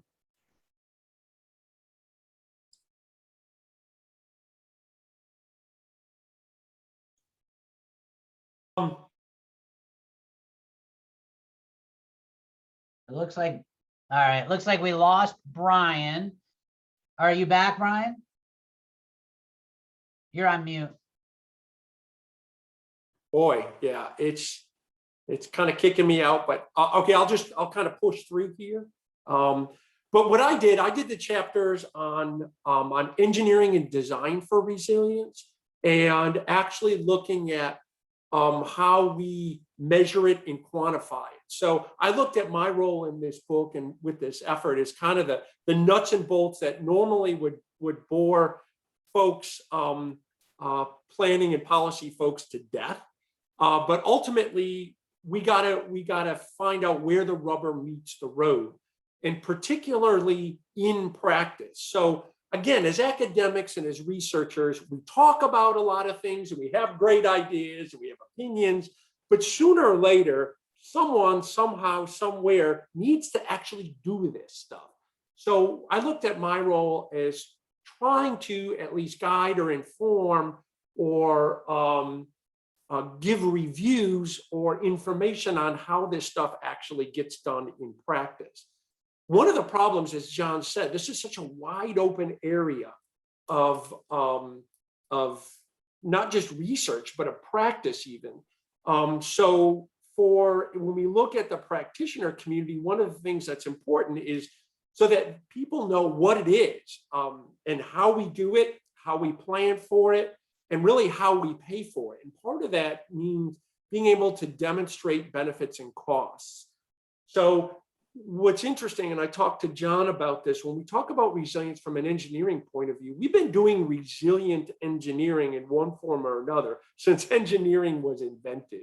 So what we'll have some kind of goal that's in mind, and we have certain constraints, whether they're budgetary or physical constraints that we have to work under to develop some kind of a solution. And it's not an answer necessarily. We can have a whole bunch of answers, but what is a workable solution? That becomes a difficult problem to solve. So I'll just highlight a little bit about the content, and it's right here. Really what we're focusing on are engineering and design for disruptive events. So we've evolved engineering practice to really look at and focus on routine problems that we see every day, and that we're familiar with. Well, increasingly, it's just not enough. So what we're looking at are these disruptive events, but they also range from these major catastrophic disasters. And that's what gets the headlines. That's what everybody likes to talk about. But a good resilient design should be adaptable and flexible so that it can be used, or at least the same processes are flexible or scalable, so that we can use them down to the level of routine incidents, if you will, that we see in normal daily traffic, or not just to disasters, but to planned events. So here in Louisiana, we use contraflow, where we reverse all the lanes of the freeway out so that we can quickly evacuate the city of New Orleans. But those same concepts we use right here in Baton Rouge for football games, where we're trying to get people out of a small contained area in a brief amount of time and get them to the freeway system. Well, we do that by changing the flow direction on some routes.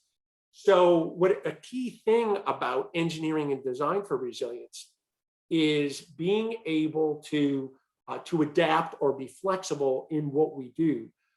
The other problem is that engineers, if you've ever worked on them, they tend to be the sticks in the mud and the fuddy-duddies and the no fun, stick to the facts, ma'am, type of people.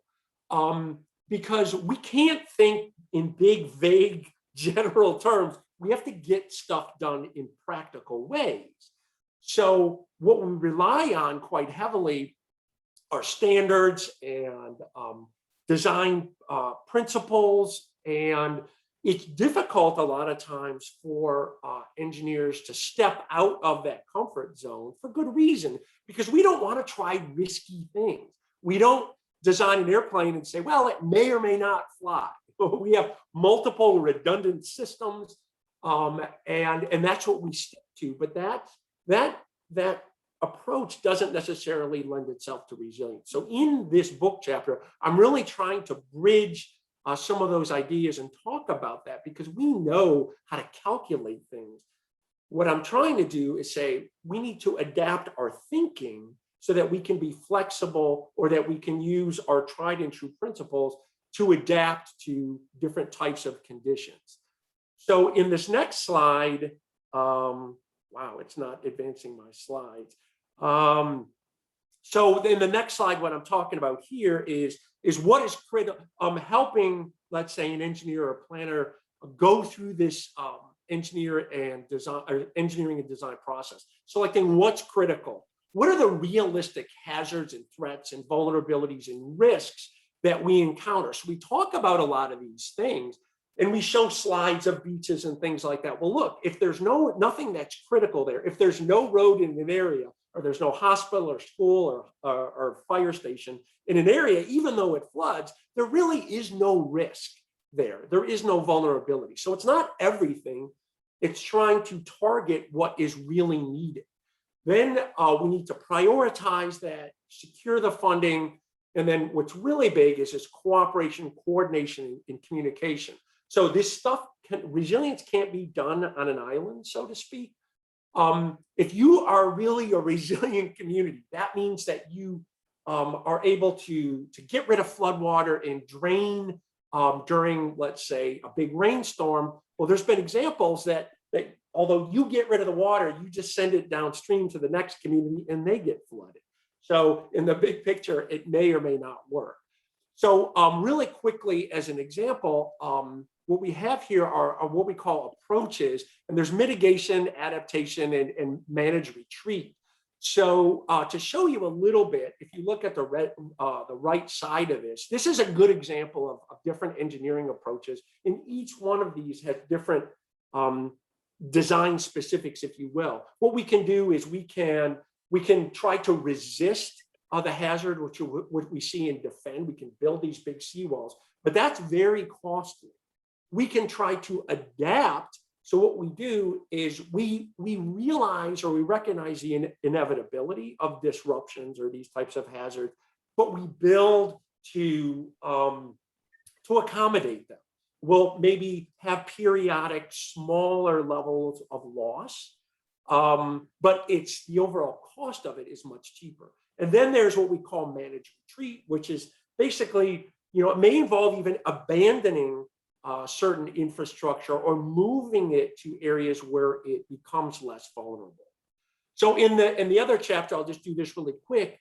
In order to do all this engineering, we need to know what to measure and how to assess it. What are the benefits? What are the costs?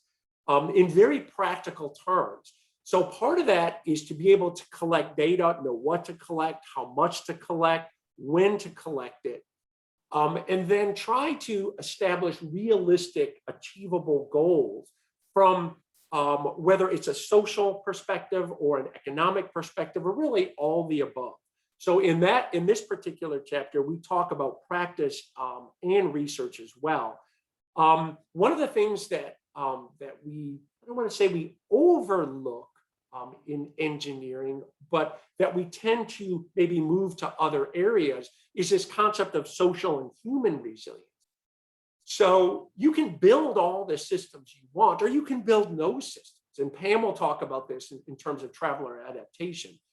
What we need is to make sure that our people are resilient, users of our systems, and that what we're doing is whatever we're doing in planning or engineering, that we're really serving a public good or a good of the people. That's really the bottom line in all this. And I think a lot of times in engineering that, I don't want to say it gets left out, but it tends to receive a little bit less of our direct attention.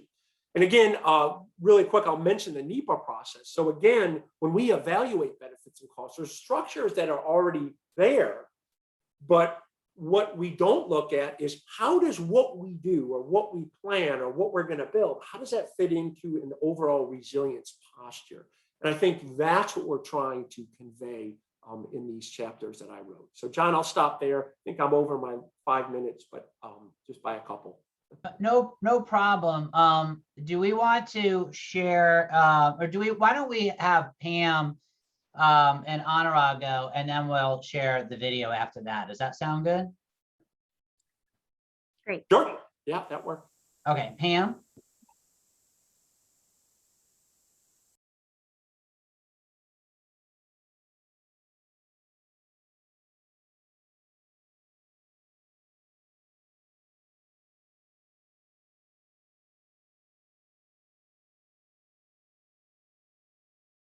Sorry, I have more technical difficulties today. So the chapter that I'm going to share with you now is about the traveler behavior changes or adaptation during transportation disruptions, to kind of give you more of a broad perspective of things that go on that you might not think about when you hear the word resilience at first, where you might be thinking more of the engineering side of it. So we know that disruptions take many, many forms, right? So it could be that your roadway is blocked by debris from Hurricane Sandy or debris from Hurricane Irma. It might be due to planned construction or repairs. It might be because there's a strike in the transit system, right? And it could also be that there's winter weather, right? So all of these are disruptions to your transportation system, but the behavioral response and traveler choices may be very different, right? And a lot of those will depend on different things. So one of those things to think about is, where is the traveler or potential traveler when the disruption occurs, right? So if there's a snowstorm and I'm already at home, for example, I might decide not to travel at all, right? And cancel my normal trip. You might change the destination, right? And there are many reasons for doing that. So maybe you need to stop at the store for your bread and milk as the snowstorm is approaching, instead of going straight home, right? Maybe you need to leave work early and pick up your kids at daycare that's closing. And then the travel mode and routes are also things that could be changed. So in thinking about all the different changes that could happen, right, including your origin, right, that can be changed by relocating within an area. It could be changed by evacuation, all the way back down to the more common changes that we make, right? So if you run into congestion on your way home, you may be changing routes, right? If you hear that there's going to be congestion, you might change your departure time, right? So all of these things are changes that could be made, but again, they will all depend on the disruption, its characteristics, like how long it's going to be, how widespread it is, and all the other things that the travelers have to take into consideration. Okay, so here I'm going to just show you some of the results that we share in the chapter. So this first one is just looking at Hurricane Sandy in the New York City metropolitan area, right? And I picked this one because having people relocate temporarily within an area isn't necessarily something that you might be thinking of immediately when you talk about resilience. So Hurricane Sandy, as a reminder, caused such massive disruptions to all modes of transportation in the New York area that we started looking at the specific types of disruptions, right? So we have tunnel closures, bridge closures. There were gasoline purchase restrictions that occurred at different times for New Jersey and New York. There were delays in crowding for all modes of transportation. Then there were service disruptions for the transit. All sorts of things were going on, right? So you can see here that even though this is a relatively small survey sample, that we do have, like 6 out of 42 people being affected by the tunnel closures actually went and spent the night somewhere else, right? So that turned out to be 14%, which, this doesn't scale perfectly, but you can think of that this is probably more common than we actually pursue in our research in general. Another example is about departure time changes. And so these occur fairly frequently for the different disruptions. Now I'm showing you results from different studies that occurred in different locations for different disruptions and in different years, right? And all of these had different survey methodologies. So don't use these as a direct comparison to one another, but just use it to get an understanding of some of the ranges that were seen in these individual studies, right? So the Metro Rail shutdown was a safety concern, and they shut down the entire system for a day. The Safe Track was a repair system program that went on in different chunks kind of throughout an entire year, okay? But in our survey, again, small sample, we saw about 50% of people were changing their departure times during these 2 events. And we weren't limiting our study to those who were transit users. So some of these departure time changes are because people were anticipating congestion in certain areas and different modes of transportation. Okay, but you can see that when there are true closures, right, we get the largest amount of departure time changes. Again, don't directly compare, but let's just say a large amount of change. Okay. Another example is for the route changes. Again, don't do a direct comparison, but do see that there are substantial amounts of route changes that go on when there are these different types of disruptions. Okay, then because we are operating within a system, right? And we have different social systems, we have different transportation systems, and we have to report for our employers, right? There's a lot of different limitations and resources to think about. So the employer can be restrictive, or it can be encouraging of flexibility, right? So if you have a type of employment that allows you to work from home, right, then chances are that you can be flexible, more flexible in your departure time and whether or not you cancel a trip, right? Employers can also help when there's a transportation disruption by helping to set up carpools or helping to establish other means of commuting, right? Whether or not your employer is located near a transit stop could help determine whether transit's even a feasible option. Then there's whether they provide parking and so on. If the disruption is big enough, right, the facility that the employer operates out of could be damaged, and they may have to change their place of business temporarily or permanently. And this can cause a lot of changes for their employees' commuting patterns. Another consideration are the transportation and transit agencies. So whether or not they provide alternate means of transportation, right? If there's, for example, a disruption in the rail system, whether or not they provide busing as an alternative way of getting around that disruption. And also how quickly they're able to restore service is an important consideration. And then one of the other things that I want us all to think about are, what challenges or resources does the household offer, right? So we know with children, right, they have their schedules, sorry, and they may place time restrictions on your ability to commute.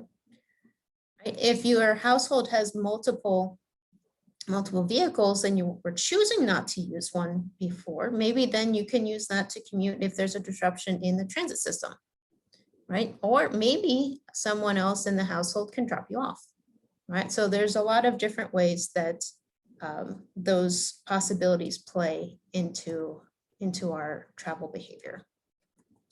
Right, and then the last thing that I want you to think about is the dynamics of these travel choices. Right, so as the changes are being made to the transportation system, the people are responding to those changes, right? And here's just an example from Hurricane Sandy of how those travel choices and the state of the transportation system kind of go together, right? So here the line is showing you the cumulative amount of people from the survey who returned to a normal work schedule and location on a particular day. And I've highlighted a couple of the significant transportation service restoration components to that as well, right? And there's just way too many different components of the restoration from Hurricane Sandy to fill in all of the details, but these are just an example. And that's what I have. Thank you so much, Pam. Anurag, would you like to present on your work? Absolutely. Thank you, John. So let me go ahead and share my screen here. And I'm on Google Slides, so I hope everybody can see that. Okay, perfect. So let me hide this. Okay, so thank you, John, and thank you, Brian, and the Mega Region Consortium for giving me this opportunity. This is great. I thought I was very well prepared for this meeting because I had the collared shirt on and everything, but apparently I didn't prepare the presentation on one of my chapters. So I want to apologize to my co-authors and the panel, but I would take 1 minute real quick here to note that, when we were looking at the definitions of resilience, if you think of what the traditionally we have thought of resilience was that, how do we go back to the normal? How do we go back to the way things were? And I think if you look at that chapter, if you read through that chapter and really the whole book, what you'll recognize is that you have to think about, when you think about resilience, you have to think about how resilient was the status quo that you had before, the status quo ante, how resilient was that to begin with? So maybe when we think about new normal, we don't want things to go back to normal, but maybe we want things to go back to better than they were before. So thinking of, when we think about resilience, let's not think just about how to go back to things the way they used to be, but how can they get better? And I think that is the theme that comes out throughout this book. And what Brian talked about, the strategic retreat or the managed retreat, that's part of it, right? I mean, we cannot keep building at places where the nature is just going to take over. So considering those ideas is the key to the chapter 2. When we define resilience, we have to be, kind of thinking about how good was our status quo to begin with. And with that, I just want to say I'm Anurag Pandey. I'm professor of civil engineering at Cal Poly San Luis Obispo. On most panels, I can say that I am from the most beautiful part of the country in this panel, but with Carl being here, I cannot quite say that, but still pretty beautiful part. If you haven't had a chance to visit us, we are on central coast of California, just a beautiful little area, not really overrun by tourists still. So I'm basically letting you in on a secret here. So if you get a chance, please do come visit. I would love to have you here. Hey, don't knock Baton Rouge, Anurag. Yeah, my apologies. Petrochem Valley, baby.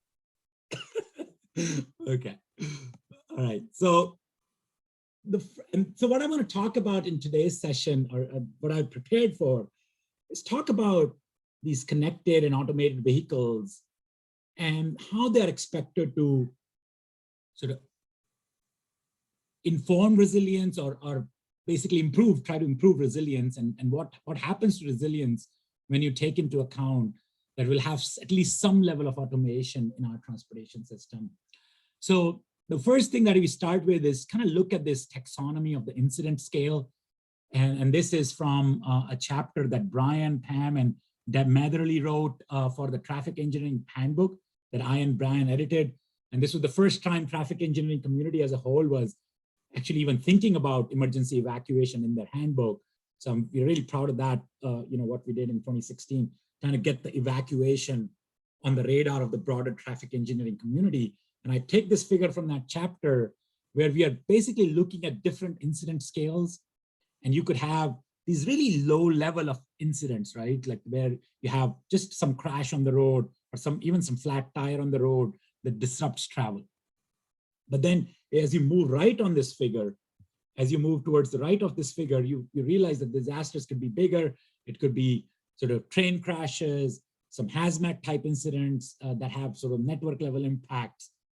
And then, there could be sort of terrorist attacks or big blizzards, big hurricanes that lead to evacuation of larger areas. So in the chapter, we identified some resources that dealt with the impact of CAVs on these lower level incidents. And we identified some good resources for that. So what we said was that maybe this chapter, our energies are better spent if we look at these regional level disasters. So I think this would be, so that's why this chapter is very well suited to this audience, because I know you guys are very concerned about the mega regions and so forth. So that's the state to regional to state scale is what we're talking about in this chapter, and how CAVs connected and automated vehicles might impact that. So if you look at that different dimensions of resilience, you have the functional resilience, behavioral resilience that Pam talked a lot about, and then the economic and financial resilience. So there are these different dimensions of the resilience, and then CAVs can potentially affect the indicators in all three of these areas. So for example, if you talk about functional resilience, maybe if we have automated vehicles, providing some incident responses, then you could improve the response time to emergencies. In terms of behavioral resilience, you could really shorten the commute time. You can hopefully improve some travel time reliability. You can improve route selection and so forth, and that could impact resilience. And then in terms of economic and financial, the ability to support change in the region following a disaster, you can actually expand the network capacity. You can provide access to resources, via automated freight delivery and so forth. And maybe you can even deliver things using drone and stuff like that. So there is this automation can impact resilience in all these three different dimensions. So what I'm going to do is I'm just going to now quickly summarize some of the issues we touch on in the chapter. One of them is, there's a lot of literature that's coming out now and that describes how you can really reduce the evacuation time if you had automated vehicles. You can really, increase capacity on the roads. And as you increase capacity, you can reduce the response time. You can reduce the evacuation times and so forth. But there are some questions that come along with that. Now, I know Brian has done a lot of work on contraflow strategies. And those contraflow strategies obviously are all based on human drivers or human-powered vehicles, or human-driven, not human-powered, I'm sorry, human-driven vehicles. Human-powered vehicles will take a long time to evacuate. The human-driven vehicles. But what happens to those strategies when we have a mix of CAVs and human-driven vehicles? And I'm not even talking about whole level 5 automation. You have these vehicles that are at different levels of automation. And then you have some sort of more human-driven level 2 type vehicles as well. So what happens when you have that mix? The other question to think about is link criticality. We are always resource constrained. So whenever we talk about resilience, we have to identify what's our most vulnerable link or what's most critical link in our network. And that critical link might change because this link criticality depends on how your traffic flow and density on a link are related. And that relationship, as we know, if you're a traffic engineer, you might know that that's defined by the macroscopic flow diagram. And if macroscopic flow diagram is now different because we have these different levels of automation, then the critical link calculation or critical link estimation might be completely different. So we have to think about those research questions. The second thing I want to talk about is a theme that came up in John's talk earlier, mobility as a service. If we are going to not own vehicles, if we're going to have this mobility as a service options powered by the connected and automated vehicles, that means we are creating more interdependent systems. If we are using these microtransit, self-driven microtransit to provide services to not for long distance travel, but just to get people to the transit station. But what happens if the transit itself has been, affected by some vulnerability, like a hack or something? And we are seeing some of these hacks occur in other areas like pipelines and so forth. So I think that could happen with the transit system as well. And then if you get into that issue of how do we protect from these systems from these cyber attacks, then there is the question of hardening and security versus efficiency. I hate our university's two-factor authentication system because, I try to work without having my cell phone near me because that's when I work most efficiently. But then anytime I want to log on to my university system, they force me to click something on my phone to make the system less vulnerable. So that affects efficiency of my work. And that's a very, very primitive example of a trade-off between efficiency versus hardening and security. But those types of things would happen if you want to make a system more open, more efficient, then maybe there is a trade-off with security. And then the last thing is, we haven't really thought about if you're going to have this lot of communication between vehicles and infrastructure, and we're going to have this V2V and V2I component, vehicle to infrastructure communication component, our recovery time might be longer than we anticipate. In some ways, some of those connections, some of those infrastructure that might get disrupted because of a disaster, it might take now longer to fix than it used to be. And if we're relying too much on that, then that might be, that might be an issue as well. So here is like one big question that I'll just throw out there. In the past, and again, this theme came up in other speakers when Carl talked about and when Brian talked about, a lot of our improvements, a lot of the advances that we made in the resilience area especially, and it's ironic because we talk in resilience, preparedness and all that, But most of our advances in resilience have come by following a major disaster. You know, the air travel shifted after we had the 9/11 disaster, you know, and then all this contraflow work really took off. Brian was sort of the lone warrior in that, but the work really took off. The funding really came in after Hurricane Katrina disaster, right? So we always tend to pay attention to things after a disaster. But as this CAV revolution is sort of unfolding before our eyes, can we be proactive this time? I think that's really the challenge. Like, can we take these steps before a big disaster strikes? And that sort of is the big question that I'll end with. And here is my contact information. And I have my email address there and my Twitter handle if you're daring. And then I don't know if you have like maybe 30 more seconds, John, if you guys will indulge me. Is there 30 more seconds that can I talk for 30 more seconds? Sure. Okay. I have a postdoc position in our department in transportation engineering area. And that would be an excellent preparation for a future career in academia. So if you have recent PhD student who are graduating, and if they want to get a good mix of teaching and research experience, I will just drop a link to the position in our chat window. And if you could encourage your students, your good students to apply, that'll be great. We recruited 2 postdocs 2 years ago through this program. And I'm happy to say, really honored to say that both have gotten tenure track positions now, you know, even during COVID. So I would appreciate if you guys could I want to add a position for me. Thank you very much. Appreciate I want to apply just to work in San Luis Obispo. you know, Brian, we don't pay. We don't pay enough to. You'd have to get live you. in the dorms, Brian. It's my sabbatical year. I'm free. So Okay. you'll work for free then. Brian, do you want to share the video now? Yeah, Sandra's going to run that. Just before we get started, I don't know what this is. I haven't seen it. And one of the awesome things with working with Zhao Zhang, he's a great guy, but you never know what gets lost in translation. So we're going to find out. But he's awesome, and he's doing some really, really cool work in connected and autonomous vehicles that, if he does what he thinks he can do, it's going to get rid of a lot of infrastructure that we use. Do we know how long the video is? Because we have about 20 minutes. So I want to make 5 minutes. Perfect. Okay. Yeah. Hey guys, dear professors, today I'm very glad to do a presentation about resilience of national highway transportation system in China. I really want to join the online Zoom call, but unfortunately, because of the internet connection problems, I can only record a video to do my presentation. Okay, this presentation can be divided into 2 parts.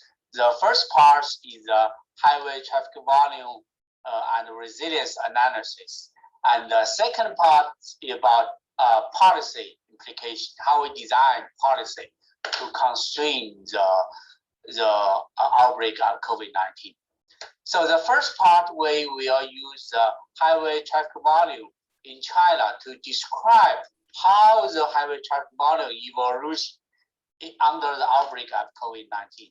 And then we also calculate different resilience indexes to quantify the resilience property of Chinese national highway transportation. So actually, my research is based on the very familiar, very classic resilience triangle.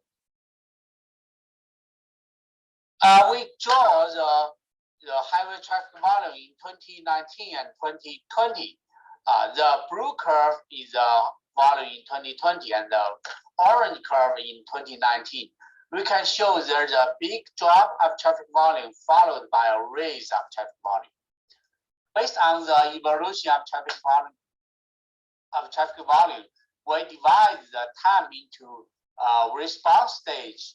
This is the time when the traffic volume drops because of in response to the virus outbreak. And the second stage, we call it recovery stage, is the time when the traffic volume recovery because of the because the virus, there's less infected people. And then the third stage we call it rebound stage or bounce stage. Is the traffic volume bypass the normal stage in 2019. In this stage means more people traveling, more people going out because the virus, there are less people infected. So in this figure, based on this figure, we calculate resilience index called bounce level.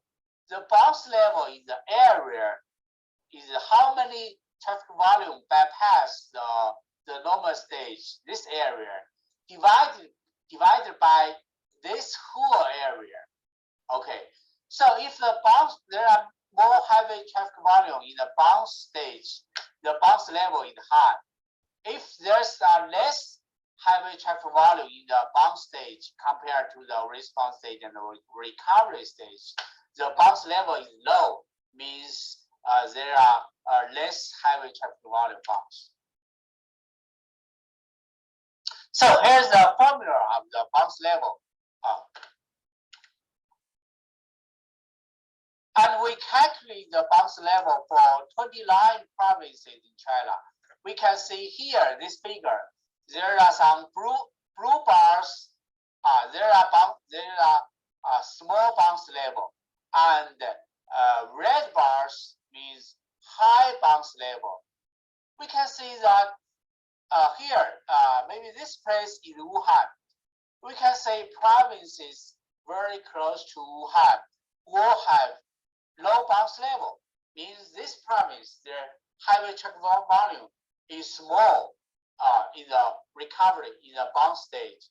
And for provinces far away to Wuhan, these provinces, they all have high bounce level, means the far away provinces, they were less impacted. The traffic volume raised very fast and bypassed the normal stage. So we call this place the red bars at category 1 and the blue bars at category 2. Actually, category 1 includes most of the developed provinces or provinces adjacent to Hubei province. And category 2 contains underdeveloped provinces or provinces far away from Hubei province. Here we can see that this scatter means a shorter recovery time indicates higher bounce level. Oh my God, it's 5 minutes now. Okay, I'll go very fast. So for category 1, we can say the bounce rate, the rate of bounce level is very closely related to loss rate. This means if a province, they have high loss rate, the traffic volume drops very high, the bounce level is very high. The traffic volume will go very fast in the bounce stage. And then we make a virus transmission model to show how the virus is correlated to highway traffic volume. We just go to this figure. Okay, the X is the effective spreading rate of COVID-19, and the Y is the highway traffic volume. We can see in the response stage, the highway traffic volume is related to the effective spreading rate. In the recovery stage, they are also linearly related. The difference is that there is a small highway traffic volume drop in the response stage, but there is a high traffic volume rate speed in the recovery stage. This means if we constrain the effective rate to very small, if it's very small, the highway traffic volume will go very fast in the recovery stage. So we made some assumptions. Okay, this is an assumption. We make two policies. Policy one is that we keep the effective spreading rate very low. And policy 2 is we shorten the response, the outbreak stage of COVID-19. Okay, from the two policies, we can say under policy one, we can have only 35,000 active infected people and 12 million reduction on highway traffic volume. And in the under policy two, there are about 19,000 active infected people and 56 million raise of highway traffic volume. This means policy two is better. Okay, we're going to the conclusion. Okay, the first conclusion, the geographic location, traffic policy, and economic development is the key issue in the recovery of traffic volume. And the second one is the big decline of highway traffic volume will result in a much higher raise of highway traffic volume. And the third one is shorten the duration of outbreak period is the key element. Okay, thank you guys. I'm very, very sorry that I can only join the meeting in this way. Thank you. Thanks, Sandra. That presentation, by the way, is so Zhao. He'll take anything and he will find out the numerical relations in it.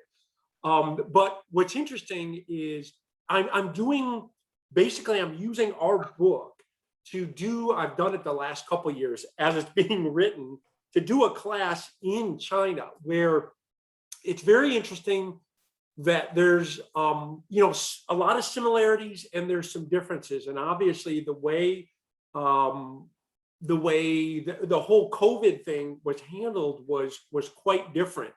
And it's, without judging on rightness or wrongness or whatever, it's just fascinating to see what the differences are.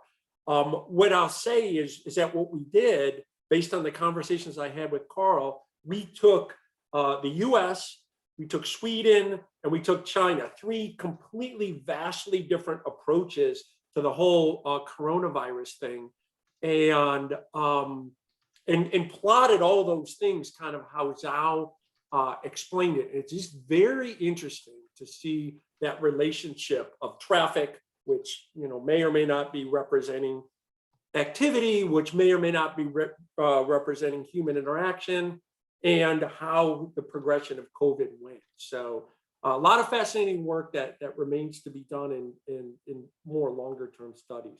So with that, I'm sorry, we only got about 8 minutes for questions. Go ahead. Yeah, Doctor. let's just jump straight to questions. And if anyone has any questions, I did like the bouncing forward idea. So I didn't know if anybody, but I want to kind of just open it right up to questions.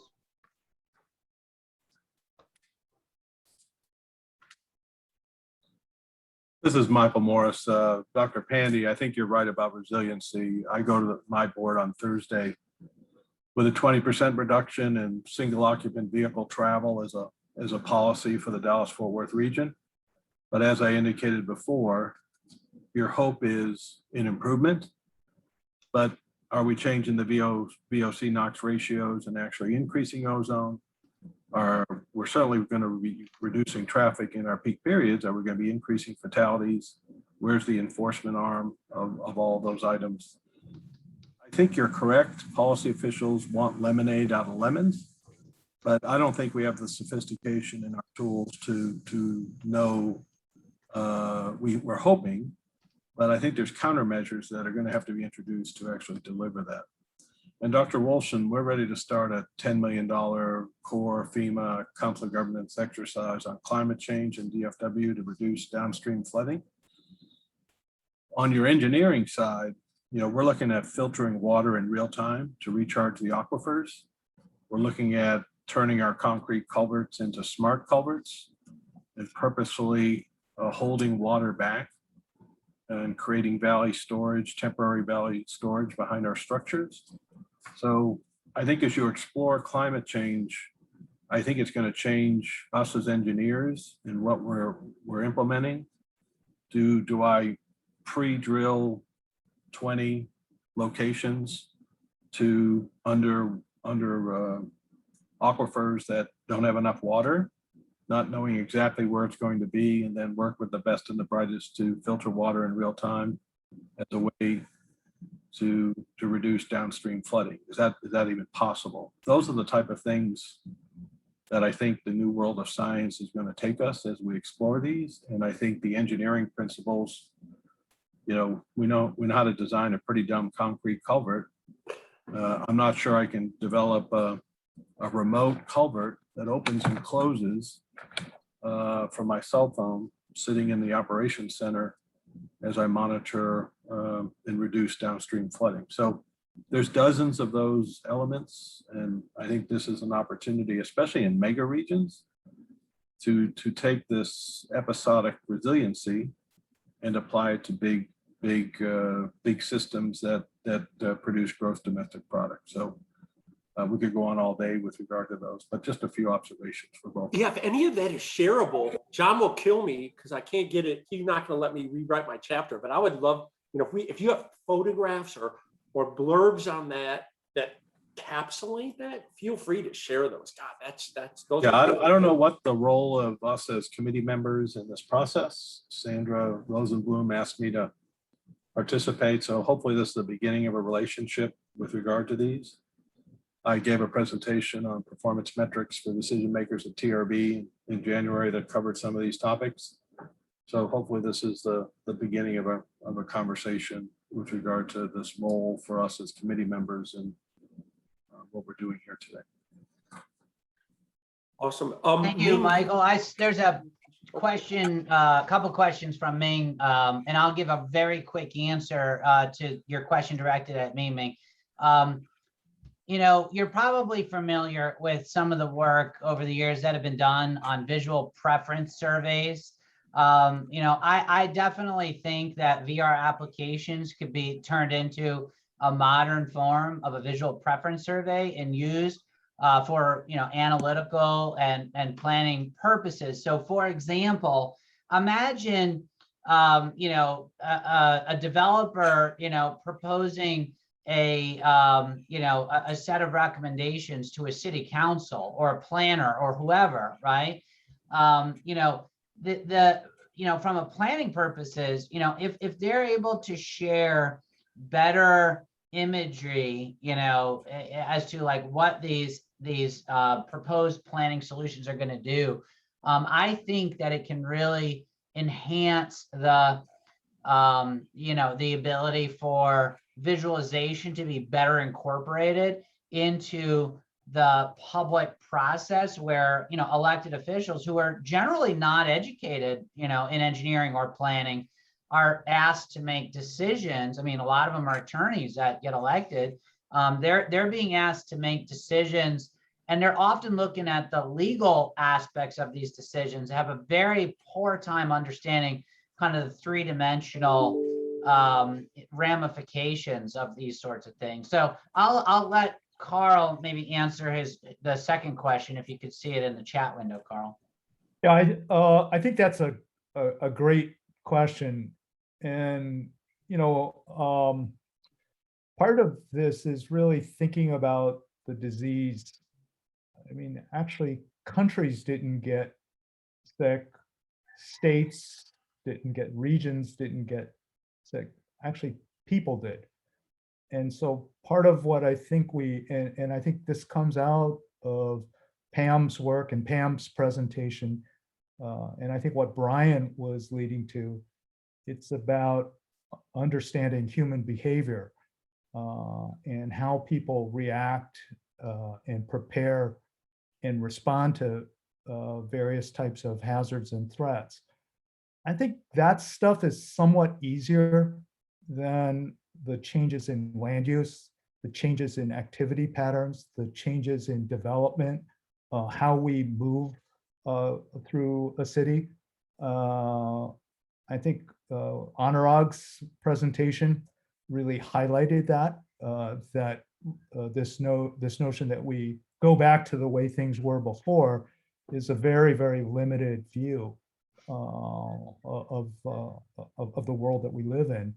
And so part of it is, how can we not only keep an eye on these changes in technology, but really look at the other tools that we have that relate to land use and zoning and development controls, and then re-engineer or repurpose a lot of the same tools that we used for, congestion management or traffic safety, and then reapply them so that we're achieving multiple goals and objectives. I really like this idea about smart culverts and porous surfaces, and looking at kind of the mutual benefits of this type of investment.